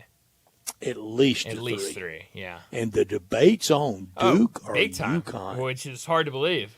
Because Duke in this championship form, now they didn't win their first championship till 91, but it really was launched with, now they were good before Krzyzewski with Bill Foster, but just good. Sure. Got to the final game in 78, lost to Kentucky, had defeated Notre Dame on that Saturday, and they were good, but it's only about a 10-year head start on UConn. Right. Yeah. And but what UConn's done, winning it 3 times with 3 different coaches, and if they do go back to back, 5 times with 3 coaches. Yeah, 5 times with 3 different coaches, and the opportunity to go back to back. That's unbelievable. We got to guard against heat of the moment. That's hard for all of us. Yes. That's why I think but at least I say 3. up to 3. But that's then, certainly a great jump. And then we'll have the debate with Duke or UConn, because I've got it here somewhere in this pile of papers, the resumes of what they both have accomplished. Here's Duke, all-time 20 Sweet 16s. 21 Elite Eights, 14 Final Fours, a couple 6 seconds, and 5 championships. That's all time. Yeah, it's a good resume. UConn 20 Sweet 16s, and I know people are going, how'd you get an Elite Eight without a Sweet 16? It was the limited number of teams. You kind of got in the Elite Eight by being invited to the tournament in the early years. UConn, it even had me thrown there for a second. UConn 20 Sweet 16s, now 13 Elite Eights, now 7 Final Fours, and what they've accomplished with 5 championships. Yeah. It's impressive, and this run they're on right now under Dan Hurley is just crazy. And I mean, talking about, and I understand again, heat of the moment. You try to go, but to say this is to be able to even throw out this is one of the best teams we've seen. This is one of the best back-to-back years we've ever seen. Is just crazy. And so I think at least jump up to 3. And then maybe give it a couple of weeks, and then let that heat of the moment wear off, and then maybe reevaluate it. I don't have Purdue in my all-time top 20. I did not have them in notables omitted, and I sure don't have Alabama. Right. Do they crash apart? That would be real heat of the moment to vault them in there and toss somebody over one, wouldn't it? I think so. For both, for Bama. Bama, they win Saturday by 20 and beat and win in the finals by 20. They don't vault into the top 20 all time, do they? No, absolutely not. No, though I think both those would be pretty. All right, it leaves NC State. I have them right now 15. Here's 12, 13, 14, 15, and 16. 12, Florida. 13, Arizona. 14, Arkansas. 15, NC State. Yikes. Just with this, they may have moved ahead of – they probably did move ahead of Arkansas. Yeah. They've won it twice. Arkansas has won it once. And now another Final Four for NC State, and that is their 4th. Yeah. I mean, I think probably Arkansas has been to 6 Final Fours. Yeah, that's tough. But they've won it twice. That's Arkansas right. once. Yeah. I would say probably. Let them get to the finals. Yes. They pulled the upset over Purdue. And do they move ahead of Arizona? Not Florida, because Florida's got 2. Not Florida. I don't know. That's tough. That is tough. That's really tough. And that's why I may not jockey next week in the heat of the moment. Kind of wait till summer. Sure. Think about it a little, not make rash statements like P.J. Hall's going to be the next Nick Collison. I mean, what kind of idiot would do that? I mean, no need to do that. Never. Just no need. Never. Wouldn't be us, I could tell you. No, wouldn't be us. Also, with the Duke exit, it leaves only UConn as a team that can repeat from the 21st century. Wow.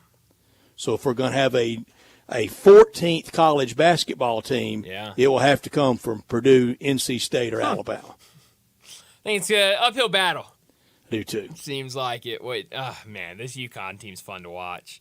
Would be the third different SEC team if Bama won it, joining Florida and Kentucky. Would be the sixth ACC team, Syracuse in the ACC, but they won it in the Big East. But but I think we were talking about it earlier with David, and I think the wild thing about this UConn team is they have a lot of really good players on their team, but it is not that one marquee star. Like he said, there's nobody on this team that is really battling for player of the year in college basketball or anything.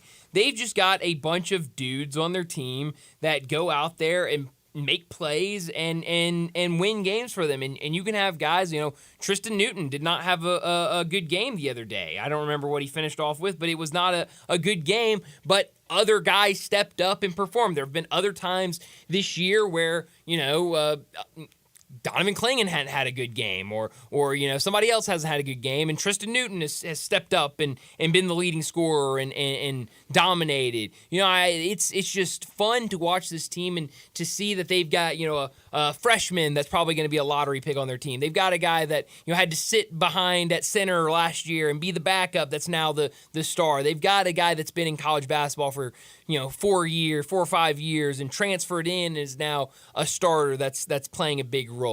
They're getting it from everybody on their roster, and it's just fun to watch. A lot of attendance numbers, Dave, with Jason Munn's great reporting on the scan count revealed by the University of Memphis, formerly revealed by them. And here's some other attendance numbers from the weekend. Okay. Now, bear in mind, Shelby County has 600,000 people. Yeah. Over the weekend, the Redbirds, and it was Easter weekend for everybody. Sure was. I mean, wherever you are. The Redbirds had Friday, Saturday, Sunday games, and I'm going to go just with their box score numbers. Okay. Never mind scan count and what was real and what's not. I'm just going to go with their numbers as reported. Now, they did not report a Sunday box score number. Really? They did not. It was not in it. But I was there, and I'm going to be nice and say 1,800, okay? Okay. So that was 83-83 over the weekend. 42-01 on Friday, 23-82 Saturday. I'm saying 1,800 because it wasn't in there. So that's 83-83. That's an average of 27.94. The Memphis Tigers playing on campus had 634 on Thursday, 561 on Friday, 652 on Saturday. That's 1,847 for an average of 615 people. Yes. 600,000 people in Shelby County. Ole Miss Friday, Saturday, and Sunday. 96.50, 10.149, 90.40, 28.839 for an average of 9,613. To watch them get swept by Kentucky and badly beaten twice. Yeah, badly beaten twice. Arkansas Thursday, Friday, Saturday in Fayetteville against LSU. 11.027, 11.156, 10.924. 33,107 for an average of 11,035. That's remarkable. That's incredible. I mean, marquee matchup, but wow, that's really impressive. Now, people out there can say all you want. That's all they got to do there. Oh, it was Easter weekend. Well, they got plenty to do, and they showed up. Yeah. 600,000 people in Shelby County, and that few went to baseball. Yeah, it was. I mean, we mentioned it earlier. We were both there on Saturday, and it was a very limited crowd. I mean, we were sitting way down the line, I know, but there were not really anybody sitting around us. Was it? I think it was the Saturday game that a home run all but landed in the Pujols commemorative seat in right field, didn't it? Yeah. No, there were some good, some moonshots, some wasn't really big home runs on Saturday. There were some right field shots almost to Fielder Square Apartment, as far as any as I've ever seen there. Yeah, no, I mean, they were hitting the ball well. And Ruben Sierra on a injury rehab was down one time and hit one that's still going. That's awesome. I love that. Well, and like you said earlier, I don't know if it's if the Redbirds are good this year, or if the Knights are bad, or who's good and who's bad with minor league baseball this year. But it was a fun game on Saturday. I enjoyed it a lot. Yeah, I didn't think Charlotte was like a few years ago when we saw that young Durham, Tampa Bay. That when we were in there together, and we knew that was different. That was Wander Franco, wasn't it? It was, and that was special. You can go down that roster, and he ended up being really special. Yes, it did not turn out well for him. But that whole roster, you go up and down that lineup. Some of those pitchers they threw out that week, and it's just a bunch of guys that are playing for the Rays right now. And that was a different team. You're not going to see many minor league teams built like that. Did you see how the Reds won yesterday? I did. That was crazy. I had turned it off. I was watching kind of earlier on my laptop. I had turned it off to do something else, and I got somewhere last night, and there was a Reds fan there, and we were talking. And he was like, "Man, what a win today!" And I was like, "Win? What are you talking about?" And he was like, "You didn't see the ending of that game?" I was like, "No, I turned it off." Game of the weekend. Crazy. It really. It was a fun weekend in Major League Baseball this week. The Yankees staked a claim, didn't they? Unbelievable. I would have never thought that they would sweep the Astros like they did. Every game was the same, just about as bitter a finish as you could have. Mm-hmm. No, you're right about that. Juan Soto looks really good as a Yankee. Mookie Betts looks really good as a Dodger. I didn't mind the uniforms. No, that's what I was saying during spring training. Once the games start and you're paying attention to the actual games, I don't think you really notice the uniforms. It looked like some of the road grays, particularly the Yankees, really holds the sweat. Yeah. You're right about that. I did notice that. The only thing I've seen a couple times, I think not the Royals, the Rockies. Some people were saying that the Rockies' purple jerseys do not match their regular purple color. I don't know. All the more reason not to be wearing the batting practice jerseys in a real game. That's not complaining, is it? No, it's not. It's just an observation. How about that? Well, I don't want to be over the top rope. No. At 5:46 on April Monday, 1st. Yeah, April 1st, yeah. So with that being said, you're getting a little reckless here. Let's go ahead get to our final break of the day. When we come back, we're wrap up today's show. Talk about Crunch Time. Join the voice of the Tigers, Dave Woloshin, for Wolo and Friends. Weekday mornings from 10 to 11 here on Sports 56 and 98.5 FM. Here's some hard truth about engagement rings. There are 10 premier designers every woman knows about. They're like the Mercedes or Louis Vuitton of engagement rings. World-class, iconic, quality names. Hey, it's Eric Hasseltine, and these designers are hard to get, and every jewelry store wants them, but very few make the cut. So they have to settle for lesser brands or knockoffs. Around here, there's only one jewelry store that offers these premium rings. It's Genesis Diamonds. Genesis is the only one that made the cut, that meets the highest standards. Genesis is the only store that's allowed to offer these exceptional brands that women really want. Other stores are jealous of this and will try and convince you these are more expensive and try to get you to settle for something else. But the truth is, Genesis has top quality designer rings for under $2,000. It's not about price, it's about craftsmanship and quality and detail and individuality. So don't compromise. Get her a world-class ring she will be proud to wear. Genesis Diamonds on Poplar at Perkins Extended. The IRS is the most powerful collection agency on earth. And if you owe back taxes, the news isn't good. The IRS is raising the interest rate it charges on unpaid taxes, and further rate hikes are expected. Most people don't know it, but the IRS adds interest charges on your tax debt daily. So if you owe the IRS today, you will owe even more tomorrow. And it doesn't stop until you get right with the IRS. The good news is, getting right can start with one phone call to Optima Tax Relief, America's #1 tax relief firm. Optima's tax professionals specialize in the Fresh Start Initiative, a powerful IRS program that can save you thousands if you qualify. In fact, the experts at Optima Tax have resolved over $1 billion in tax debt for their clients. Call now for a free consultation. Call 800-480-6932. That's 800-480-6932. 800-480-6932. Optima Tax Relief. Some restrictions apply. For complete details, please visit OptimaTaxRelief.com. Chris Price, it's so good to see you. And you have a new business? Yes, Dave. MetroBuildersMemphis.com. Have you noticed water stains on your ceiling? With storm season here, take a walk around your home or business and look up. Make sure there are no water stains signaling a leak prior to the heavy storms coming in. If you do see signs of water, call me. My team and I will come out, diagnose the problem, and prescribe a fix. Our team of Hague-certified inspectors are waiting to assist with any inspection or repairs you may need. We have 3 crews dedicated to repairing roofs in the Mid-South. As certified Owens Corning and Mule High dealers, we offer 20-year, no-dollar limit labor and material warranties that offer hassle-free ownership. That's our hassle-free ownership guarantee. Allow Metro Builders team of professionals to assist you in maintaining your property's integrity and value. MetroBuildersMemphis.com. Your local commercial roof experts. Ask about our commercial roof maintenance agreements. Protect your investment with MetroBuildersMemphis.com. Call me, 901-375-1717. That's 901-375-1717. 375-1717. The good folks at Wendy's have a revolutionary new product for you. Introducing the new Orange Dreamsicle Frosty.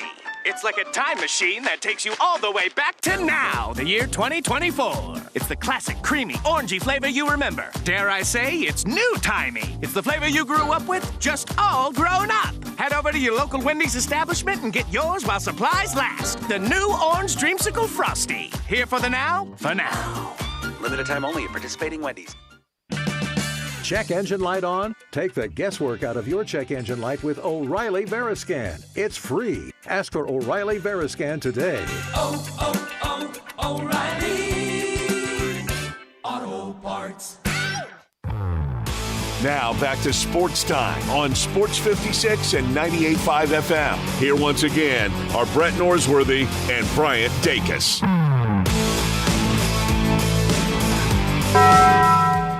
This is pretty cool, and we're just getting started, so.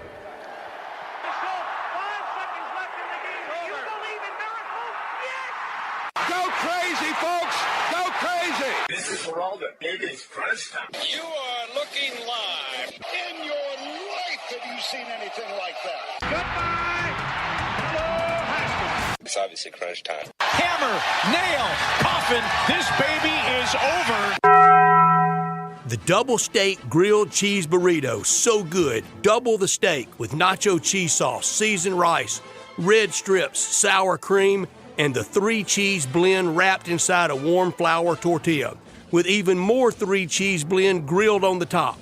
The double steak grilled cheese burrito, it hits the spot now at Taco Bell. And at Taco Bell, when they say they are feeding people's lives with unexpected good, they mean it.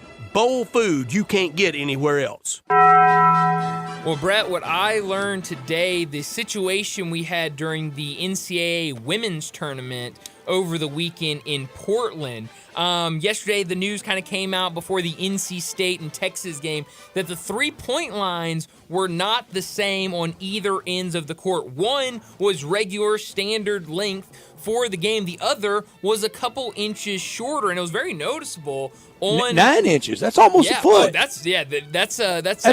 I didn't know the exact length, but 9 inches is. I mean, it was very noticeable. It was more than like 2 or 3 inches. Had it was the tape measure out. Had everything out, and then both teams decided we'll still play on it. And then we realized that was not the only game that was played there. 5 games were played there with the different 3-point lines, and very clearly.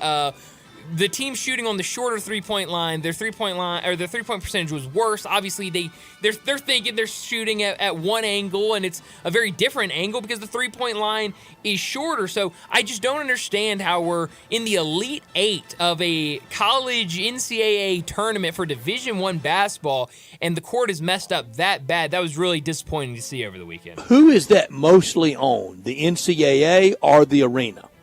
That's a good question. I put it on the NCAA. When it's the NCAA putting on these it's your events, event. Exactly. I mean, you've got to make sure everything is and right. to agree just to play on? What if at Dickey's Arena, we just agreed to play on with the goal bent? Well, and that's the great question is, I mean, because if you're a losing team, you can immediately point back and go, well, we lost because of that rim or that 3-point line. So interesting that they went on and played it, but really disappointing that the NCAA let that happen and didn't even notice it. I couldn't believe it. What I learned, the Tiger basketball attendance number. I know all year, people just sit back and talk about these attendance numbers. Like, for example, at the Clemson game, I had people telling me it was full. And I'm going, come on now, you can't you can see, can't you? It's not full. In fact, it was barely over half full. But nothing to see or hear from the box score anymore. I don't think we should even look at the box scores. It's ridiculous all year to have this debate. We have to quit fibbing to the public. Give them a real number. It's not full, and roll with it. Yeah, but we'll be right back here next season when it comes to basketball, and we're doing attendance number and scan count and all of that. The cycle will continue, I'm sure. What I could have done without the story earlier this afternoon being reported that former NFL cornerback Vontae Davis was found unresponsive and later pronounced dead at his house earlier today. Played with the Colts and had a couple really good seasons with the Colts, but was in his house at Florida. An assistant that came, cleaned the house, stuff like that, found him unresponsive, called paramedic, called the police, and was later announced dead. Died at age 35. Very sad. Yeah, very sad. Could have done without this loss for Tennessee. It will stay with UT for a while. The Rick Barnes era. I'm having a tough time coming up with a word to describe it. It's been successful, but it hadn't been that rewarding, has it? Nah, it really hasn't. No. Where are you beaming tonight? Undefeated Yankees at Arizona. It starts a great week in Phoenix. The Yankees in town Monday, Tuesday, and Wednesday, and then basketball at night with the Suns and T-Wolves and the Pelicans, and then the Final Four. Yeah, that sounds like fun. Beam me to the big women's basketball game tonight. Iowa and LSU for a shot to go to the Final Four. Rematch of the big tournament game last year. It should be a lot of fun tonight. Go Grizzlies tonight in Motown. Yeah, it's going to be a fun night with basketball, baseball. Cardinals late. Yeah, a lot to watch, but that's all the time we have. Enjoy your night. We'll talk to you again tomorrow afternoon.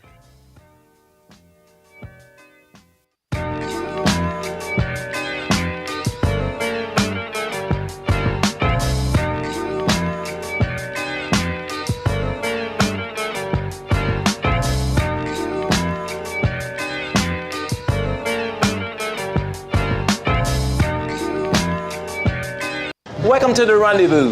This is John Vergas. When my dad started the Rendezvous in 1940,